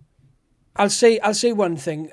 Army of Darkness is my second favourite Evil Dead movie of all time. I have such a fond love of this movie. It's something that I loved when I was young, and it's just continued. I've continued to love it. I've shown it to my daughter. It's one of the only horror films she's seen. So that's something that we can watch together. I would never show her Evil Dead 2. Or Rise. Fair. But I will say, right, obviously Evil Dead 2 is the greatest of all time, but the greatest Evil Dead scene of all time belongs to Army of Darkness. And it's when Ash is caught by Arthur and he mistakes him for being one of Henry the Red's men, and he gets thrown into the pit, that whole sequence where he fights the pit deadite. Yeah. And then he gets back up, and you've got the whole speech, "This is my boomstick." I think, that is my favourite sequence in the whole of the Evil Dead franchise by far. When I was a kid, I would rewind that whole sequence over and over again and just rewatch it. That is Bruce Campbell playing Ash at his best, and I feel like I associate Ash with Army of Darkness. This is my favourite version of Ash. I feel like what they did great in the second when they amplified in the third one. And yeah, I'm obsessed with this movie. I don't see any flaws in it. I understand what you say, Jenks, about it being sillier. I did want a bit more intensity from it, a bit more horror elements. You can basically just call it an adventure horror. But I love this movie for Bruce Campbell alone. I think it's his best performance as Ash Williams. What about you, Dylan? What do you think of this one? I think that this is definitely Ash going full tilt into his like superhero arc is the best way I can put it. I mean, you have Sam Raimi coming off of Darkman, moving into this, or didn't he do another film? I don't know his full filmography there. But they might have come out the same year. Yeah, so he was right around that time, and you can tell, I mean, this is still pre-Spider-Man, but like he's really taken this character and pushed him to his absolute, like, all right, I'm going into my hero arc now. I'm going to be, the prophesized hero of this whole, whatever the hell's going on with me kind of thing. And yeah, I mean, I love it. I mean, I think one of the things too that I find so funny about this is like Ash is a pretty normal looking dude. Bruce Campbell, he's not like ripped or anything in the first movie or even the second one, but this one, it's like he's pretty cut. Like the dude's got some abs and stuff going on. Like he looks like one of those old timey serial like Indiana Jones types in this one. Yes, and definitely. Yeah, and I love it. I think Bruce Campbell absolutely aces it in this. This is probably I know this will get me some shit, but like this is probably my favorite interpretation of Ash. Just because I think he's so fun. I think it's him at his prime. It's him on top of his game. You can tell that the last few days of what's been going on with him and now being shot back into the past in the medieval times. He's not fucking around. He's ready to go home and get this shit done. What's always tickled me about Army of Darkness is the timeline. So he chops Linda's head off only 2 days prior to this, and he's already shacked up with Sheila in a matter of hours. He moves on pretty quick. I think Bruce Campbell is a very underrated actor, and I mean as an actual actor. And people talk about Jim Carrey as being this great, what do you call him, like facial actors, someone who's great with their face, yeah? Yeah. Mm-hmm. I think Bruce Campbell is just as good. And he does a lot of this film with his face. I mean, not actually saying any words. You've got the whole sequence where he goes to the windmill, and obviously he gets separated into loads of little mini ashes. Again, it's got a great scene where he's drinking kettle water and he's laughing. How about some hot chocolate? Yeah. He says something similar in Evil Dead, the series, when he goes, "Soup's up," and he pours hot water down his throat. I love it. But a lot of this film, the whole film is on the back of Bruce Campbell, and I think he does an absolute great job of carrying this movie on his own, like. Yeah. And I think that's what the film needs the biggest props for. It's just Bruce Campbell's performance. I think if this was a movie not connected to Evil Dead and someone else was playing this character, I don't think it'd be as good. I think I love it so much because of Bruce Campbell. So, like for me, this is quite rare in horror films, but Bruce Campbell is kind of like a final girl in Evil Dead 2 or Evil Dead 1 even. And it's like what happens to a final girl when they keep getting pushed and they just become like a superhero then, But what's great about it is that he comes as their savior, but he's useless. Yeah. I love it. He's a bum, like, but somehow he does manage to save the day. Yeah. And that's what I think the charm of this one still is too, because it's like, even though he is kind of on top of his shit for the most part in this, it seems like he's got more confidence, I would say, than anybody else in the kingdom. It's just one of those things where it's just kind of like, is it confidence, or is he just resigned to the fact that, man, I have just been tossed through so much shit over the last few days that he's just trying to deal with it. He's just trying to get through the day. There's a great scene that represents how the best. It's just after he gets thrown in the pit and these guys think he's the bad guy. It cuts to him lying down on a sofa. He's being fed grapes. Sheila comes over and he does that line. First you want to kill me, now you want to kiss me. Blow. Yeah. Isn't it awesome? Within seconds, Ash has turned this kingdom into his own, and that's the charisma this guy has. Like, isn't it awesome how he's got chemistry books in his boot, how to make gunpowder? They build a robot hand in the medieval days. Amazing.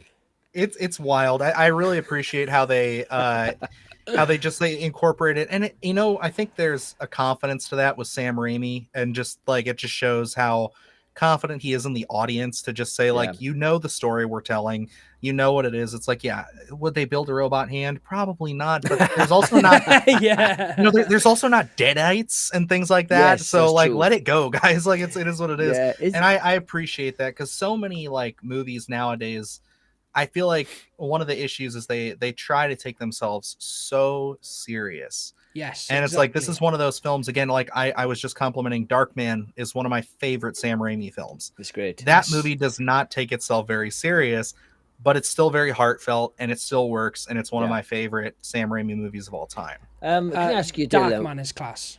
So when I watched this in the cinema, the ending was the supermarket. Yeah, the supermarket, when he's what's it called? Walmart, S-Mart. S-Mart. Yep. And then when it came on, when it came on video, it was the future ending, and people talk about the ending. It's like, what are you talking about? Because back then there was no like DVDs, and you didn't have lots of versions of deleted scenes, so it was a mind fuck for me. I was like, how have you got two different endings? Which ending did you have? Well, that was the studio. They refused the apocalyptic ending. Yeah. Mm-hmm. They said it was too dark. Yeah. So which one did you see in the cinema? You didn't? No, you were too young. Nope. No, you weren't I born. saw this. There's Wolfman. What's up, Barry?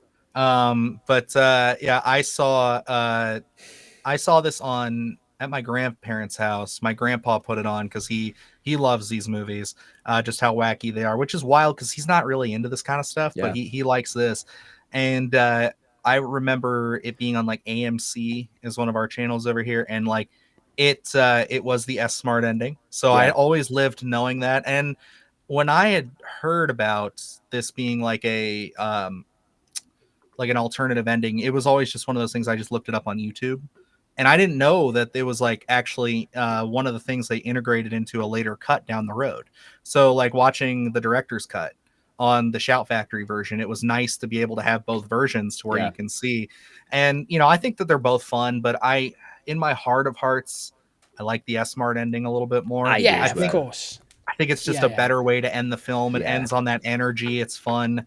But I do think that the apocalyptic ending is more thematically consistent with what Sam Raimi was going for, with Ash being a bumbling buffoon and kind of getting himself into more trouble. So as you kind of, if the right at the end of Evil Dead series, Ash versus, you get that apocalyptic ending, and then it gets canceled. Yeah, and then he gets but he's more Mad Max. He's got a souped up vehicle. I only saw it today, man. That last episode, I thought, oh, it's a shame, because they must have spent a few quid on the last episode. Mm-hmm. Yeah, so apparently the animated series is going to be season 4 of Ash vs Evil Dead. So it's going to be set in the future. That's what the rumors are, anyway.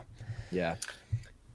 Right. I would love that. I would personally be so for seeing, like, I think that's, if you're going to take Ash anywhere, I think going through with that post-apocalyptic Mad Max-esque Deadite universe would be like my preferred pick. I would love to see Ash in that setting again.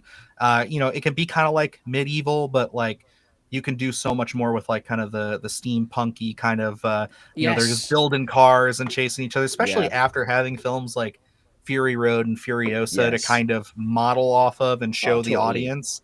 Like I would love that. And I think one thing I do want to say before I forget, and then I'll stop, but it's such a shame to me that the studios ruined this movie forever in my mind by not letting him call it Medieval Dead. I know. What a perfect title that is. Yeah. Oh my god. It was called Army of Darkness, the Medieval Dead in Britain. Was it not called that? No, it was just Army of Darkness over here. It's still just Yeah. Army of Darkness for us. Yeah. So Yeah, because when I saw it, there was the subtitle, The Medieval Dead.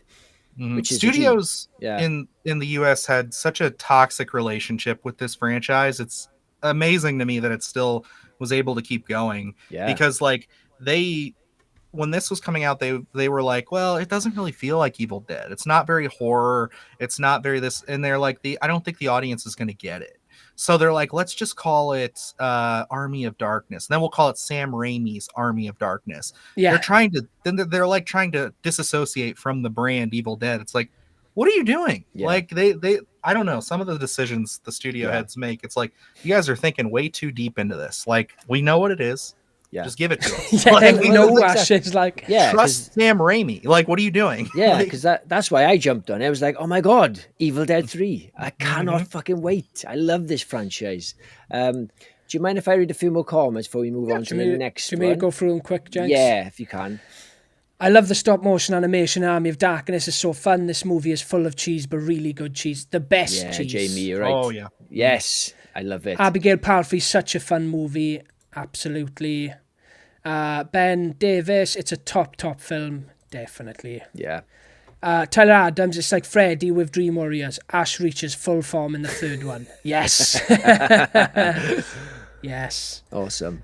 We've got Dean. Guys, you are the best podcast out there. Unfortunately, I have to go, and it was great catching a live stream. Keep up the great work. Awesome. Thank you so Cheers. much, Dean. I know you're probably gone now, but thanks for jumping on, pal. Beautiful. Hi, both. What are your thoughts on the Boogeyman films? Would you watch the 2023 film, or does Jenks think they are shit? Oops, I think it's a random question meant to ask in previous podcast. Me and Jenks went to cinema to see the Boogeyman, and neither of us liked it. Is it? Are they talking about the one that Sam Raimi produced, or Maybe, is it the other one? There's two. See? Yeah. I haven't seen those ones since they came out. No, it's 2023. It was last year, wasn't it? Yeah. So it's that one. Yeah. We didn't think much of that one. It wasn't shit. It was just very mediocre. Yeah, he's got a great face.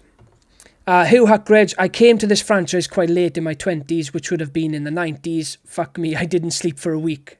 I couldn't imagine watching this in the 80s when comic books were popular. Definitely. Loved seeing Bruce as Autolycus in the Hercules and Xena shows. Mm-hmm. Yeah, because they were all in a little circle because Ted Raimi was in all those shows as well. It was. And Xena is Ruby from Evil Dead, isn't it? Yes. Kurt, didn't we have a VHS that had both endings? We did. I remember seeing the apocalyptic ending when I was a kid. And we've got Wolfman, my favourite Welsh YouTubers. Wolfman, you're too kind. Thank you, pal. I think we might be the only Welsh horror YouTubers, though, so there's not much competition. Yeah, he's got an awesome... well, check out Wolfman Got Nads. He's got an awesome channel. He just hit 100,000 subs, which is a massive effort. And he deserves it because he's got an awesome show. 100%. And most importantly, a great guy. Yes. Wolfman's Got Nards was one of the channels that, like, before Luke and I started doing horror YouTube, like he was in my rotation. It was just it was almost there was an odd time before we really dove into Splattercast where it was like I had my people I watched, like Cody Leach and everybody and all the bigger guys, but like I was starting to pick up all these smaller channels, like Night Watch Zone is another one that I watch a lot of. And like he was one of them where it was just like I loved the title of the channel and I was just like, yep. And he started doing Halloween videos talking about the David Gordon Green trilogy, and I'm like, let's do it. I want to hear this guy's thoughts and opinions because those were super hot at the time. So yeah, cool. Right, should we move on to Evil Dead 2013? Yes. Now this came out 20 years later or 21 years later. No, yeah, 21 years. I saw this in the cinema. This absolutely blew me away. This was the Evil Dead that I wanted. Now, like I've said in previous videos, I'm glad they didn't have a new Ash with a new actor and didn't go down that route. They went the final girl route, which was a very smart choice. And this film is relentless. What do you think of this one, Dylan? Oh, I mean, this has a special place in my heart. Like I said, I drug a bunch of friends. Like I'm talking like basically all of my high school friends and people I'm not even friends with anymore. Just like a giant group of us to go and see this movie on opening night. My dad paid for all of us. I think we were all like under 17. No, yeah, we were like 15, 16 at the time. So none of us could get in on our own. So my dad had to take us all, and it was just a magical evening. Because I will always remember this being, just to sum this all up, one of my best friends, his name is Jeffro, and he had never like been a horror guy. He just started to get into it. And like he was talking about watching some of these extreme horror movies. Like he's like, I really just want to get into it. And I drug him to see this. This was one of his first, I think, his first horror movie in theaters. And I just threw him off the deep end pretty hard. So it was just like, I'm like, here you go, brother. That's for you, man. And he was so squeamish, so like hiding his face, but he came out and he's like, I love it. I'm having this is such a blast. Now he's a bona fide horror fan. It's relentless. The go in this, and I can't believe this was Fede Alvarez's first film. This is bonkers. Yeah, right? Bonkers.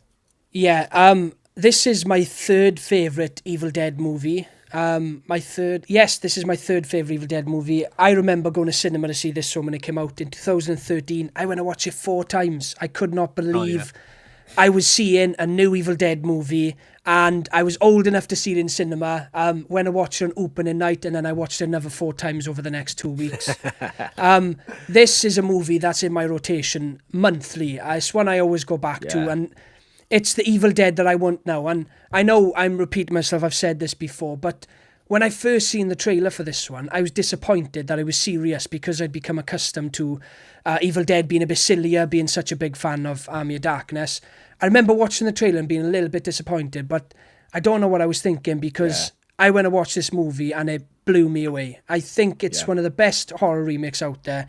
It is the most relentless horror movie. If I had someone over my house and they wanted to watch a nasty film, this is the movie I'd put on because it's not too nasty. You can have fun with it. It's a great film outside of the gore. I'm like, you can put the Serbian film on, but it's just a horrible film to watch, or Human Centipede 2. But this is a really fun, well-made horror movie with great performances. Jane Levy is, oh my God, next level in this movie. Yeah. I just remembered, I have a really funny story about this. Real quick. When I met my wife, I met her in 10th grade, and I went to a dance where I met her there. The next day I went over to her house, and she was like, we had a couple of our friends come with us. We're too awkward to hang out by ourselves and stuff. But it's like, let's watch some movies. And I brought over a stack of movies. Evil Dead 2013 was in that, and we watched that. That was the first movie I watched with my wife. Oh, that's awesome. I just remembered that. So yeah, it just crawled back into my brain like that. I'm like, hell yeah. Do you know what the first film I watched with my wife? The remake of The Ring. There you go. Nice. Well, this one ties in greatly to our next topic because my first date with my girlfriend was Evil Dead Rise. There you go. So, Evil Dead the first film we watched together, and she'd never really seen a horror movie, so this was one of the first horror movies she'd seen, and we jumped in straight to the deep end. I can remember how scared she was going into it. Now she's a bona fide horror fan. But yes, Evil Dead Rise was the first movie. I put on Evil Dead 13 for my wife. She's seen loads of horror films. We've been together for like 20 odd years, and she asked me to switch this off. She said it's too violent. It's too violent. Because there's violent films, and they're like Human Centipede is violent for the sake of violence. It's just shit. This is violent, but in all the good ways. A bit like Hostel. It's as violent as it needs to be. And the scene when she's cutting her face off and the guy's slipped on it. Yeah. The makeup, I mentioned it before, Dylan. I love the oiliness of these Deadites. They're sweaty and grimy, and I love that that aesthetic. It's better than the sort of monstrous faces for me. That is perfect for me as a Deadite and a zombie sort of look. Love They're it. so much scarier that way too, and like this movie does still make me squirm. Like I do a little list series for brutal horror movies, and this is going to be on one of them soon. And it's one of those things for me where it's like I always think back to, I always forget his name, but it's the friend with the glasses and the long hair when he's getting stabbed with the hypodermic needle Oh, in his the eye. right through, breaks through the glasses into the eye. Like I such a hate good it. effect. It's awful. Yeah. I was just about to say my worst scene in the whole movie, because I've got something about eyes. Anything. I think it stems from zombie flesh eaters with the door. That's fair. Right? Yeah, Very that's fair. good. So ever since then, anything to do with eyes kills me. But it's that shot where it zooms up and you can see the skin pulling with a needle. Yeah, it's such a good Oh effect. my god! Yeah. Insane. It's so I got an image here, Dylan. This is one of my favorite shots in all of horror, and it is beautiful, isn't it? Mm-hmm. Yes. It is absolute. The fire, the brutality of the image, The rain blood. It's a work of art. Fede Alvarez is certainly one of, and I think he fully cemented it personally with Alien Romulus just this past year, but he is up there for me with like a Robert Eggers, a Guillermo del Toro, as far as just like when it comes to shot compositions in horror and just like understanding how to make a beautiful, gory, intense, and insane horror film. He's one of them. He's one of the best, and I love this. I couldn't agree more, Dylan. I've been saying it for ages. Only when he had done, there was just Evil Dead and Don't Breathe. Just those two movies. I've been saying it since then. Like, this guy is outstanding. His cinematography is looked like this guy can be an auteur. He's got a look about his films. I feel like he brought that to Alien Romulus, and I feel like any other film he makes, you're gonna be able to tell it's a Fede Alvarez movie because he's got that look. Yeah. All three movies of his I've seen. I haven't seen The Girl in the Spider's Web because I'm not that interested in that franchise. But the three that I've seen, which is his main movies, they're all 5-star films for me. Yeah. So this shot here it's not an accident, is it? Everything about this is perfection. And it's clearly it's a dummy, but it's not clearly a dummy. It's a really good dummy, and it's so nasty, isn't it? The shot. It's the way the body's jolting back and forth as she's like getting the chainsaw through her. Yeah.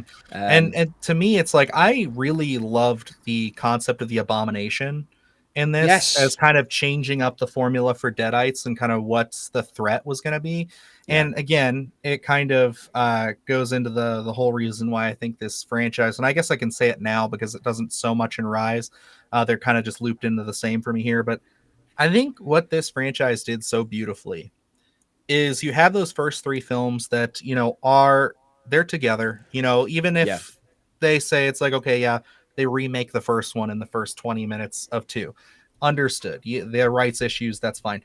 But to have this and say, we're going to do Evil Dead, but we're going to kind of just do an alternative universe take with this, where it's like, maybe this is a sequel. Maybe Ash didn't serve. Like, I like to think of this as this is a movie that follows the very first Evil Dead. Evil Dead 2 and Army of Darkness never happened in this timeline. Yeah. Because there's all this blood, there's all this damage around the cabin still and everything that's like kind of ingrained into the wood. And to me, it's kind of like maybe this family bought this cabin years later and then just, cleaned it up as best they can, left it. But this is like kind of what happens after Ash is killed at the end of the first Evil Dead. Years later, these kids come by and then they're getting attacked by Deadites. It's like, it's just so cool to me that Sam Raimi and Bruce Campbell and everybody involved was just like, we can take this concept of just Deadites and what it is in this book, and we can just branch off and do anything we want.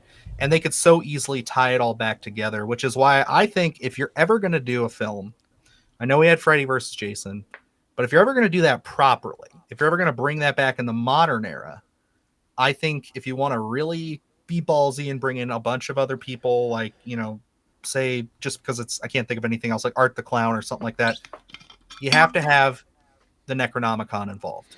The Necronomicon is the key to all of this. Yeah. It Yes. explains why you can bring all of this different evil from Hellraiser, everything into one world, because it is just the evil book. You can have that be the MacGuffin of that film, and it works for this franchise. And I think if you're ever going to do a proper crossover, like MCU style horror universe, you need to start from the Evil Dead. Yeah, that's a good. Oh, absolutely. And do you that's know what, something Sam Raimi has said. When he's passing these movies off to directors, the only rule he's given them is it has to have the Necronomicon. Do what you want. Yeah. Do you know what I think what makes this film excellent, not just as an Evil Dead, but just as a horror in general, is that the premise of having her as a heroin addict, where you're not listening to what she's saying because she's full of shit. She's trying to escape because she's having withdrawal symptoms. She's hallucinating. It is the perfect thing, because no matter what she says, you cannot believe her. She will do anything to escape that cabin. Yeah, and it's perfect. And they've done it, they explain that they've done it multiple times. And this last time, they're not budging. Look, she's done it before, she's relapsed. This time, we're putting her feet down and she's not leaving this cabin. Yeah. It's so, like, weird to me, because, like, I watch other horror movies do this concept, and very rarely does it work for me. And then, like, this one, it just all makes sense. They set it up so perfectly. They tee it up. It almost feels like a weakness now. Like, after seeing them knock it out of the park with Evil Dead, it almost, like, I almost, like, roll my eyes whenever they say, like, oh, this person has a drug addiction and we don't believe them because of this and all that. It's like, you guys just aren't doing it as well. You're just not convincing me as well. Yes. No, where it's like the performances in this and everything that they did to tee that up, like the symbolic, like spilling the heroin into the well and everything, like all of that was just teed up perfectly. And you know what I will say too that's awesome about this is, like, this movie moves at a breakneck pace. Yeah, it does. It's like they don't waste any time. Like and because, like, so many horror movies, and, like, if I had to throw any criticism at Rise, not to jump too far ahead, is they do spend a little bit of time, like a little extra time with the characters, which isn't bad. But, like, compared to 2013, it's just like, I don't know. It's like Fede Alvarez just was, like, on something there, where it was just like he found the perfect balance between introducing and getting us to know these characters and just keeping this tension and this horror moving. It's like, I love this movie. It's I'm probably right there with you guys. Like, it's either my number 2 or my number 3 usually. Yeah, I think they got lucky as well with the script, is because Mia is the one that ends up being the hero. We don't have to spend too much time with her and building her character up, because she spends 90% of the movie as a deadite. So you don't have to have this character arc and build her up as this hero. No, she's the deadite for the whole film, and then she becomes the hero at the end, and that's all we need. It's so good when you first see it. It's like, oh my god, she's gonna save the day now? Like, what the hell? Like, but love it. Fede Alvarez turned up on set and he knew exactly what Evil Dead fans wanted. We'd been away from the franchise for so long. The last one we had was Army of Darkness. Let's take it back to its roots and let's give the people what they want. Absolute carnage. Yeah, I think Fede Alvarez probably had his first lesson in pacing in Evil Dead 2, where, you know, everything is done in like 30 seconds. All right, maybe not 30 seconds. Let's do like 5 minutes. Yeah. And that's the thing, you can tell, like, I know, like, Rise wears it more on its sleeve by making references with Evil Dead 2, but I still feel so much that Evil Dead 2 energy in 2013, with especially the pace and just how quickly things can go from bad to worse for our characters, and just how they're just getting carved through left and right. Because, I mean, you think about when everybody shows up at the cabin after all the shit Ash has been dealing with, and it's like all those people just start dropping like flies. Like, it's so fast. And they do the same thing here, man. I feel like watching this now. Right? I I watched Evil Dead Rise last night because we just did our Evil Dead ranking video. So I am going to be going through the franchise again. I honestly, I love this film. So I think it's on Netflix as well. I think I may watch it. Do you mind if I read a few of these out before we move on? 100%. Yeah. Where were we now? So hang on. Oh yeah, we are. Tyler Adams, 2013, made me squirm, gnarly film. Oh yes. Also, Jane Levy is awesome. Yeah, she's great. She's an absolute so killer. good. Love her. Donkey. I love this one, especially when she slits her tongue. Yes, it's such a good scene. Grab my cushion at that point. I think it's in the film. In this film, bet you couldn't whistle anymore. Definitely not. Do you know? I know I know it's a film about dead, I still but you know what always bugged me about this film, and I'm nitpicking, is the damage that Mia does to herself. Oh, don't start. And then when she gets cured, there's no sign of her tongue. It's not her body, Jenks. It's not her body. I have to agree with Curtis here, because I when I did my research into this, I believe there's a part of the passage you can read on the paper where it talks about like a full-blown like reincarnation almost, like she's brought back to, it's like in the little it's on the page there somewhere. Someone, I forget who, I need to credit them, I think I do in my description of that video, but like someone had pointed that out to me, and I was like, oh, that's cool, I like that. But I do think it is a little convenient, it is a little funny, I'll give you that. She could have had she could have she's gorgeous again. There's a shame she ripped her hand off after she came back. Look at, why couldn't I do that 10 minutes ago? Can you resuscitate me again real quick, please? Tyler Adams saw this in theaters, and there was a toddler in my screen. Jesus Christ. Crying a lot. Saw this in my wife. First movie we saw together. Oh, sorry. First movie we saw together was Hostel. I love it. Horror I love movie this bringing people together. Yeah, I love it. 1 second. So Tyler says Kanye is responsible for breaking Freddy into the industry. He shared his YouTube video and got him calls from Hollywood. Raimi snatched him up. Oh, I didn't know that. I didn't know that. Cool. Good. That's a good shout, fact. Tyler. Good shout. Yeah. I got to say, Sam Raimi's really good at snapping people up, like Infested. Sebastian Vanacek is going to make the best Evil Dead movie. You know, these French directors are crazy. They bring out some of the nastiest movies ever.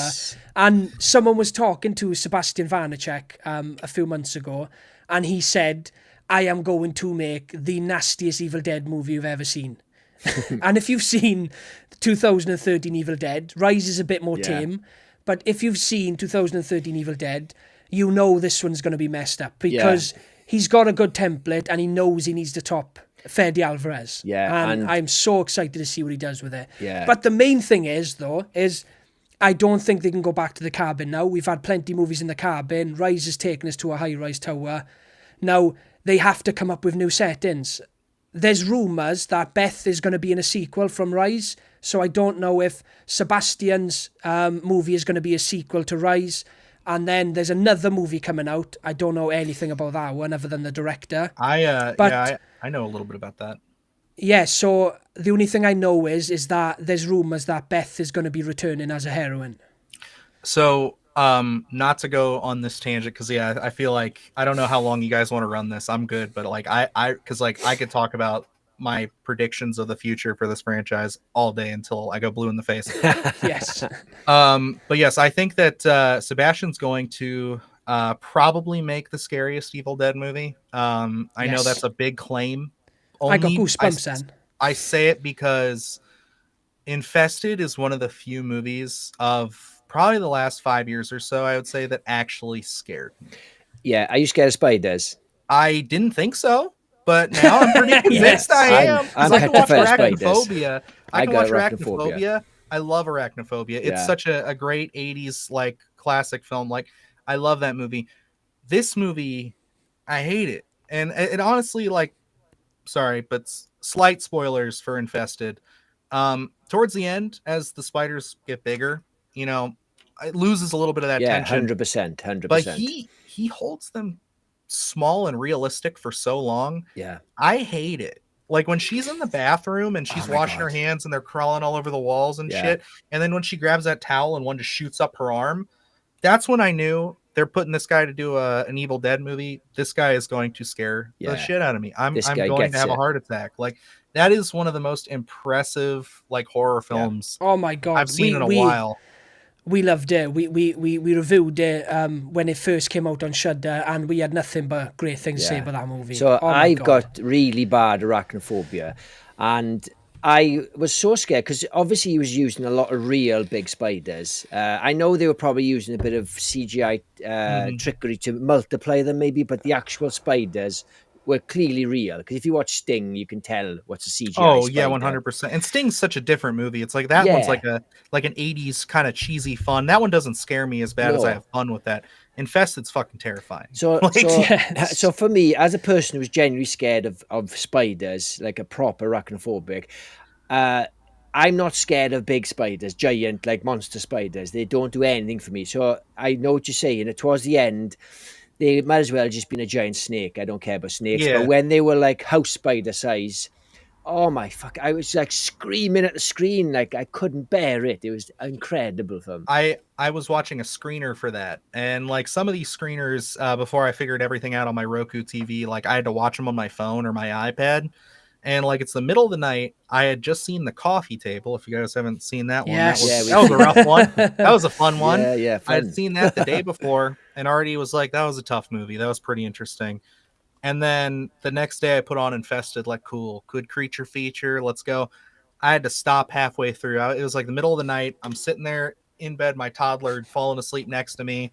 And it's like my wife's sleeping and I'm just sitting there watching this movie. And I just felt like things were crawling up my head. I'm like tricking my brain psychologically. And I'm just like, I'm good. I'm going to finish this in the morning. I haven't done that since I was a kid, guys. Like that's how like this freaked out this movie made me. He's going to crush Evil Dead. Like I would be shocked if he didn't. Curtis noticed something which I didn't click. At the start of Infested is like Brain Dead when they go to the Skull Island. Very similar. Yeah, so I was watching it and I was like, oh my God, this is Brain Dead. You've got the foreign country. Someone goes there to get something exotic that only belongs in that country. That thing gets loose, bites someone, and it's basically, he's got the bite because they have to kill the guy because he's come in contact with the spider. And when we reviewed it, I forgot to say, and then we spoke about it again, and I obviously mentioned it then, but there's got to be a reference there. There's got to be. I'm sure, because I mean, like, there's so much. Speaking of that, I mean, I know everybody wants to see his Nightmare on Elm Street. We wish we could have gotten that, but Peter Jackson doing an Evil Dead movie. Oh my God! Oh my God! Could you imagine? Could you imagine? If he had the balls to go back to his horror roots, I don't think I want him to so bad. Yes, and the last piece, he's got a knack for it. The last piece I wanted to add to this, and I promise I won't delay us any further, is Francis Galuppi did Last Stop in Yuma County. He's doing the other. He's doing the other Evil one. Dead movie. Last Stop. Have you guys seen Last Stop in Yuma County? No. In the UK, it's not available yet, but we've got this distribution company, Arrow Video. They're releasing it on Blu-ray in January, so I have to wait until January to see it. It's well worth it. It's such an excellent flick. I saw it at Fantastic Fest. It was one of the first screenings we got the first year we were covering it, and I was just kind of like, oh, I really just want some horror stuff for the channel. I was being a bit of a snob, and I was like, okay, whatever, fine, I'll watch this one. It seems cool. And after I finished it, I texted Luke, hey, you need to watch this like now.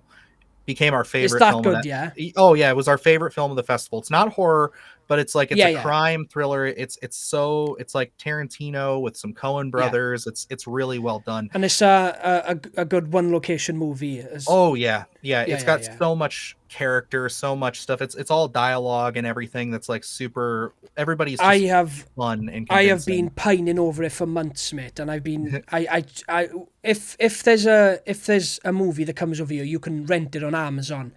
And I check Amazon a few times a month for it, and we still haven't got it. But we've had the announcement it's coming to the UK, so I've just got to wait. And the reason I bring him up is because I interviewed him at the festival, and then when the movie got its proper US release, I just spoke to him for 10 minutes, but we really hit it off, and he is a super cool dude.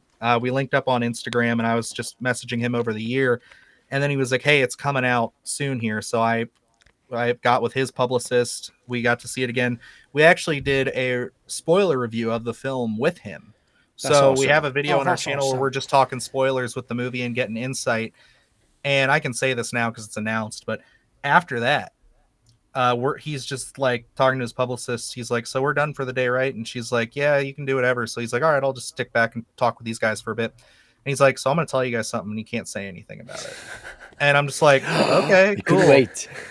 He's like, so tomorrow they're going to announce that I'm doing the new Evil Dead movie. Oh, and I was just like, oh, Oh, that's so Oh, fucking mate, cool. I am green with envy. Oh my God.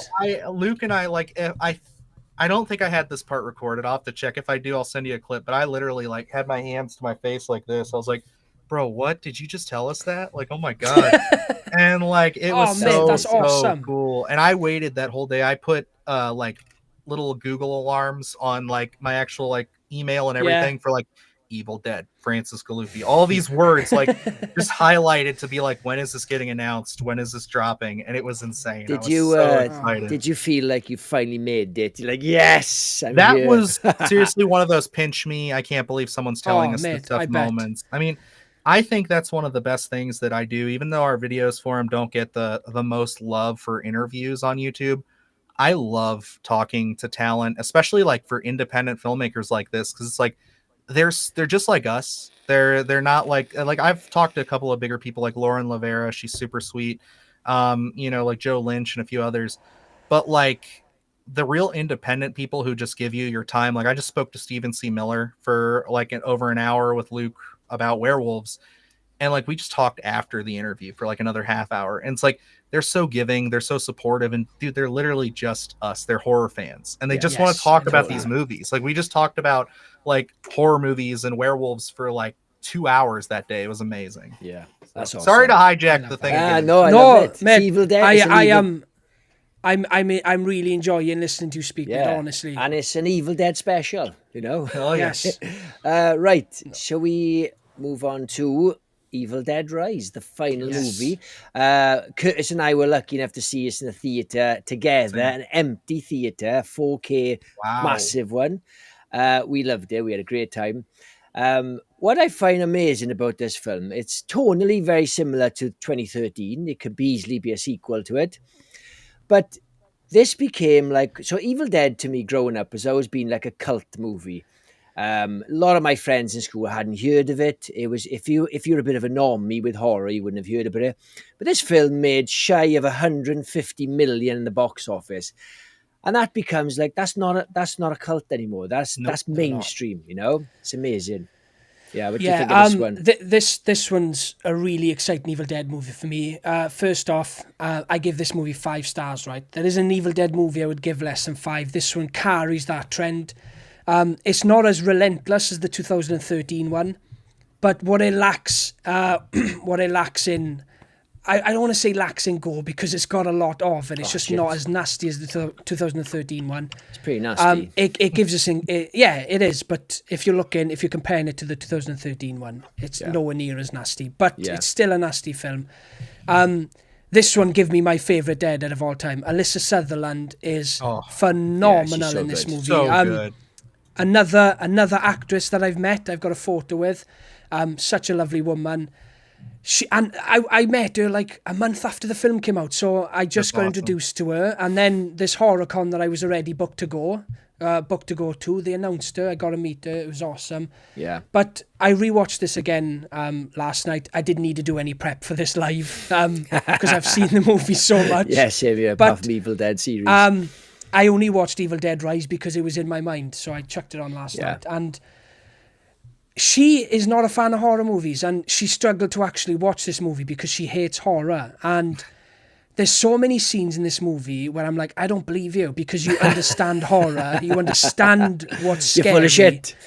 The scenes hear that so much too. Like that's the thing that's wild is like so many actors who just like blow your mind with a performance in horror are just like, no, I'm not really big into them. I just do whatever. It's like I feel like it's because they're so disconnected that they just like are able to tap into another level of just strangeness. And she killed it.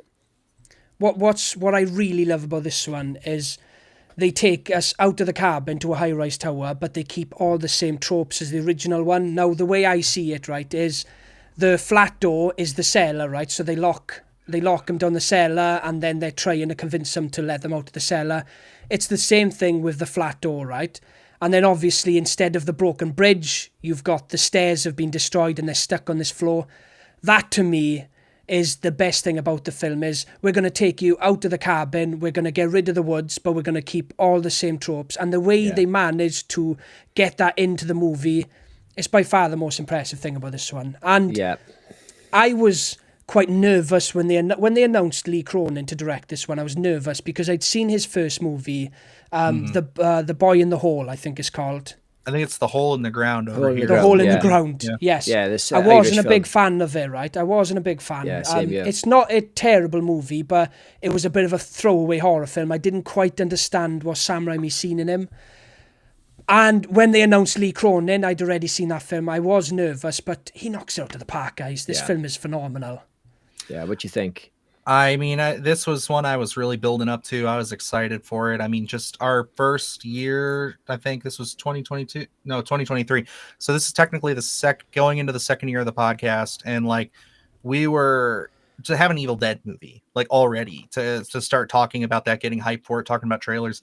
I was pumped. I was looking forward to it. And I did a whole timeline franchise go through. So like I went through everything, like Evil Dead, looking up all the documentary stuff I could find, reading little snippets from books and articles, trying to dig it all up. So I was ready to go. And I remember sitting down watching this movie and just being like, just at least be okay, at least be pretty good, so that way we can say this franchise doesn't have any misses. And I walked out saying, this is great. I'm so happy that this doesn't ruin the franchise, doesn't hurt anything. Yeah. And I'm even happier that this is actually an awesome Evil Dead movie. And because I think you guys are right. I love the changing of the setting. I love the I love the sister dynamic with the kids. I think like I know it's kind of a low blow for some people to be like, oh, just putting kids in danger is like, it's easy. It gets a shock from people. I didn't feel like this was that kind of a movie. I felt like they were characters first before they were just 100%. Kids in danger. And that's what I appreciate about it. And I really love the grafted Deadite. I think that's a super, super cool way to do it. I love the way that Alyssa Sutherland becomes. I love that. It's kind of like a reference to, the wood scene with the things, like with the elevator. Yeah. Like, I think there's so much there that I love. You've got, instead of the trees, you've got the wires. So yeah, of course. Yep. And really, I think the only thing that, even upon rewatches, it's softened for me. But the only thing I really walked away saying was kind of odd was just how they chose to the cold open and how to wrap it around. I thought was a little strange. But like even then, like it just grows on me every time. I just love seeing the opening. I love how exciting it is, and it's the second Evil Dead film I ever got to see in theaters, and I just hope I get more because like I want them to be like this, and I want them to be like this level of excitement and fun. Do you know what I love about this film is that even though you said you got the children in danger, it doesn't care. It fucking, if you haven't seen it, it's a bit of a spoiler, but they pretty much wipe out the entire family. They do. Apart from the little one. But it's so horrifying. It's got one of the best lines in an Evil Dead movie with the Mommy's with the maggots now. It's such a good line, and her delivery is spot on. I love it. Do you know what's a better line than that? Is when Ellie first turns and she's standing in the living room, and she turns to the kids and says, "I'm finally free from you titty-sucking parasites." Yeah. It's such a good line. And it's the way she delivers it. Yeah. But yeah, her performance in this movie, the way she delivers her lines, her body, because I think she's a model, so she's probably used to doing certain things. Yeah, agile. I don't know where I was going with that then. But yes, you can see the agility in her, the way she moves her body and bends her back in, and Alyssa Sutherland absolutely killed this film. I hope she becomes a superstar now. I've seen her in a couple of things, but I hope she becomes a superstar. And for her own sanity, I hope she doesn't become a horror icon. Too late. But I'm right there with you guys. I also really liked, I know this is kind of wild that they have like a very similar, I think it's the same last name, just spelled differently, but Lily Sutherland as Sullivan, yes. Sullivan, that's what it is. Sullivan. Yeah, Easy to mix up. With Beth. I enjoyed her as well. Yeah, I really want awesome. to see her and Mia team up. I think they'd be very, very exciting. And for a franchise where everybody who like just is always just trying to be, a doomsayer about franchises and films, and when they bring something new, it blows my mind. It's just like, this is a franchise which you need Ash Williams. You absolutely need him in some of the properties. but they're able to still bring great characters into the fray. Like Mia is one of those characters for me that like I'd be over the moon to see her return to do an Evil Dead movie. And I feel the same way about Beth. I think that Beth was exciting and cool, and I want to see her come back and see her story continue. And it's amazing. It's one of those things that blows my and mind. it doesn't feel like a spin-off either. It feels like it's not like Ash is over there and it's over here. It still feels like Evil Dead, doesn't it? Completely. Yeah. Do you know, even if they wanted to bring Mia back, I don't think Jane Levy would do it. She doesn't have very fond memories of this movie at all. Oh, Making really? it, especially, no. She hated it. She's got a lot of dismay towards the production of the movie. She did what? She did did work with him again though with Don't Breathe. Yeah, but it's a different film. It's not about the director and everyone on set. I'm talking about like Evil Dead and the shit she had to do for it. I don't think she's got anything bad to say about etiquette on set or anything like that. But just the experience of getting all gooed up and everything. Probably. Yeah. She didn't have fun on this set whatsoever. But there was rumours at one point that they were going to do Army of Darkness 2, and then they were going to do another sequel where Mia and Ash meet up, but they opted to do the series instead. So it's always that, what if? Yeah. I love the series, but what if they went with the original plan? We got another Army of Darkness, and then we got Bruce Campbell and Mia together. I think it would have been phenomenal. I'm more excited about this franchise. I love Ash to bits, right? But there's for me, this has got so much more legs. You could just stick this anywhere. You could have, long as you, like you said, long as you got a book. And I absolutely loved the record player element. So cool, especially in cinema when you got a really good sound and the. Do you know? I'm going to say it live here now, right? This is my prediction for a future Evil Dead movie, and when it comes out, you can go back and watch this. And I predicted it, right? We get an Evil Dead movie. It goes back to when he's listening to the records. It goes back to those times, right, when you've got the priest finding the Book of the Dead and all the carnage that comes through there. And it's going to be called Evil Dead Cathedral. You heard it here first. Evil Dead Cathedral. Yeah, that's a good title. It's a good title. I mean, that's a great one. I would love to. I have, because I want to be a filmmaker one day, and we do little short films and stuff. We do a lot of writing between Luke and I. I wrote, out of my excitement for this and everything, like a pitch for an Evil Dead movie. And I know I'm not the only one to do this, but I would love to do Evil Dead on a plane. Yes. I had so many like little fun ideas in there that I thought would be really cool. My whole thing was like, they go, it would have to, you kind of have to set it back in the 80s, but like it would be like them discovering Castle Kandar and everything, and they find it's like right before Professor Nobi gets all of like the book and everything and all that. So it's like he has like basically like students who are there, like grad students who find it and are like gonna bring it over to him. So slightly changing a little bit of how it runs kinetically in the actual film. But it takes place on a plane, and I just thought like that'd be so wild, like such a wild concept. And they run into this storm that is basically from the book. It's like it's all this wild, crazy storm and everything that just kind of puts them in limbo almost. So you need to copyright that quick.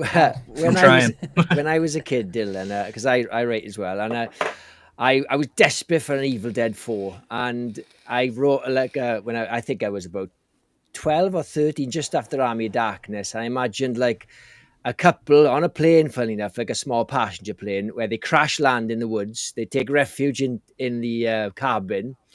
Shit hits the fan, and the guy manages to escape and jump in the water and gets rescued. And he tells a story, and they have to get Ash then, because he's the expert at Evil Dead, and they send a team. So it was like a team of mercenaries into the woods. And he's the only expert, and they bring him along. And now I love drawing. I drew the cover when I was a kid, Evil Dead 4, and it's Ash there with his team of like Navy SEALs or something stupid. There you go.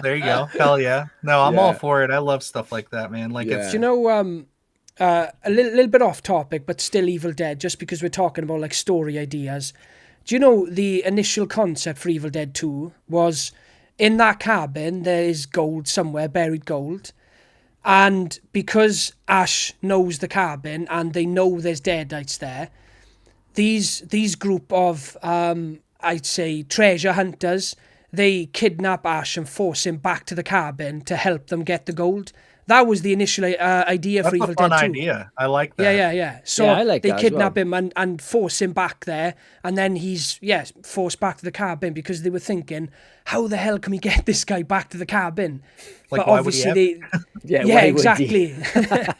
So that's the idea they had, but obviously they opted to do a soft remake, sequel, whatever you want to call it. Yeah. Do you mind if I read a few comments? That's cool. Yeah. Tyler Adams, I like Rise. I think it struck a good balance of scares and hyper-gore, but I did have a few technical nitpicks, and I didn't buy that the little girl would be stupid enough to open the door. Oh, bless. She's only about 5. I think you could have written a better excuse for her to open the door. Yeah, fair enough. Trevi McTrev, I like you guys' newer movies are not Evil Dead to me. Oh, well, fair enough. I think some people's Ash or nothing. Chunky Geordie, I'd love a second Army of Darkness. Absolutely. And this one was for you, I think, Dylan. I've had of these motherfucking dead. There's this motherfucking plane. Let's go. I'm a big Snake Son of Plane fan, so Yeah. I'll go with it. Mm-hmm. Right. I think we've kept you for long enough. This is the longest one we've ever done. Hell yeah, I'm glad I could be a part of it. Hey, if you get me talking, I don't really shut up. So it's great. We're on a podcast. It's awesome. Only regret I have, we should have just done a horror Q&A because I knew you'd have loads of interesting things to say. But you never know. You just think you need some sort of theme. But I think if we ever have you on next time, we just talk horror and get the comments involved. Let's do it. Yeah, and I will do my best to work around Luke's schedule. He's just got a crazy one with the holidays right now and work and stuff, so it's always a little tough for him. But we'll definitely make it so I can get him on here with us too, because I think he'd have a blast talking with you guys. Obviously, amazing. We all kind of have like minds with a lot of our stuff. I didn't get to say it, but just naming a couple of the things behind you guys. Obviously, I'm a big Cabin in the Woods fan. I love Poltergeist. Luke, I think his favorite Carpenter is They Live Still, I'm pretty sure. So that's awesome there. And The Thing is also my favorite horror film. But the thing that I will say that impressed me, and really another thing that cued me into you guys being all right dudes and somebody I'd like to collaborate with, is your Death Proof poster there, Curtis. Oh, he's going to love that. He's going to love you. His new best friend. I love Death Proof. It's my favorite Tarantino movie by far. By far. Now, Pulp Fiction is his best film, right? It's his more impressive film, but Death Proof is in my top 5 favorite movies of all time. I love it. Stuntman Mike is one of my favorite movie characters ever, period. Huge fan of it. Adore it. We'll have to have you guys on, and I think we might have to talk about that. Are you not a fan of it, Steve? I love it. I think. Okay, good. Cool. No, I'm a big fan. It's not. I'm obsessed with Pulp Fiction. It's my second. I did say Evil Dead 2 is my second. It's my third. Then my top 4 changes depending on mood. Understood. That's totally reasonable. Yeah, but I like it. The funny thing about Death Proof is that because it was meant to be like what they call it. Well, it was Grindhouse, and it flopped in America, so they released them separately in the UK. And I just think Tarantino couldn't even make a bad movie. He tried his best. He's like, I'm trying my best, and he made an awesome film by mistake. And I think if I was Robert Rodriguez, I'd be pissed off. Like, well, fuck's sake, we said we're going to do a shit film. Oh yeah. I do my girlfriend's head, didn't I? Because when we watched together, I quote Stuntman Mike word for word. Every time he's on scene, I would quote him word for word. When I was a teenager, if I had any spare time, I would genuinely just go on YouTube and watch videos of Stuntman Mike. If I didn't have enough time to watch the movie, I would just watch his scenes over and over and over again, because I just love the way he delivers his lines, and I love the stuff that he says. Kurt Russell has just got that charisma no one else has got. I love Kurt Russell so much, and like that's the thing. For the end of our podcast, when we were doing like a proper podcast format on our channel, if you go back there, you'll see on our like little calling out of the music and everything, the last little sequence you see is right when the beginning there, when the girls pull off and Stuntman Mike looks at the camera and winks. That's how he throws his fag on the floor. Yep. That's exactly what we do. We end it with that. because it's like Luke and I are just are so like we love Death Proof. We think it's so underrated, and Yeah, it's it certainly is. something I'll have to work into some kind of content on my channel at some point. I'll have to definitely keep Yeah. you gentlemen in mind, and we can come on and Awesome. talk about it. There's a comment for you I there, Dylan. Looks like it's shooting red. I think are you talking about my Yeah, your background. I think shooting it's red? is your computer. Is that your modem? Oh yeah, no, this is my this is just my PC. That's just my PC tower. I have like a little like different lights and stuff for when it's doing things. Like this is like just standby mode, so it's just kind of bumping up and down. Nothing special. When it's like if I'm playing games and stuff, it'll do stuff. But Kurt Russell is sexy. I wanted him to win in Death Proof. Oh well, yeah. How I guess how about that I didn't want him ending to with a die. heel to the face? Oh Oh, my it's god. great. I love it. I think it's total, like you said. Even when Tarantino's trying to make a kind of a grimy bad movie, it's like it's not bad. Yeah. It's perfect. Yeah, Yeah, I hate that. I hate that it's classed as his weakest film. I mean, I get it. It's not as mainstream as any of his other movies or as big. I do hate it's classed. And Tarantino said himself, if this is the worst movie I ever make, I'm happy with that. Yeah. And that Yeah. just kills me. It kills me for Tarantino to say this is the worst movie I've made because it is my favorite Tarantino movie. I don't think it's Yeah. the best one he's It's- made, but it's my favorite. It seems like it's getting fonder and fonder every year. People are starting to Yes. come around to it more, which is great to see. Because I think like Yeah, it deserves more respect. It's definitely something that I think has a lot more like to offer than just what people are thinking. And I mean, also, I'm not gonna lie, Planet Terror is also excellent. And I I think love as like Planet Terror. as a sloppy kind of goopy grindhouse movie, I mean, like you have two really excellent films that just absolutely exude and ooze like the genre that they were Yeah. going Spot for. on. And Absolutely. I was just talking with Davey and Luke about this when we were on his show. We need them to do another one. Like, even if it's not Tarantino and Rodriguez making the movies, but producing it, putting a team together, Absolutely. like just having two people like come together, do the primary films, and then getting like an A list of like modern horror filmmakers that you think would fit well with it Yeah. to do the trailers. Do more mock trailers, Oh, because obviously, like, I mean, 3 of like the 5 trailers have been made into their own movies. So I want to see Edgar Wright's one. I can't remember the name of it, Don't. but don't. Yeah. Oh, yes. Oh, it's so good. And a who's who of actors as well in that trailer. Obviously, Yeah. Edgar Wright actors. Oh my Yeah, god. it's awesome.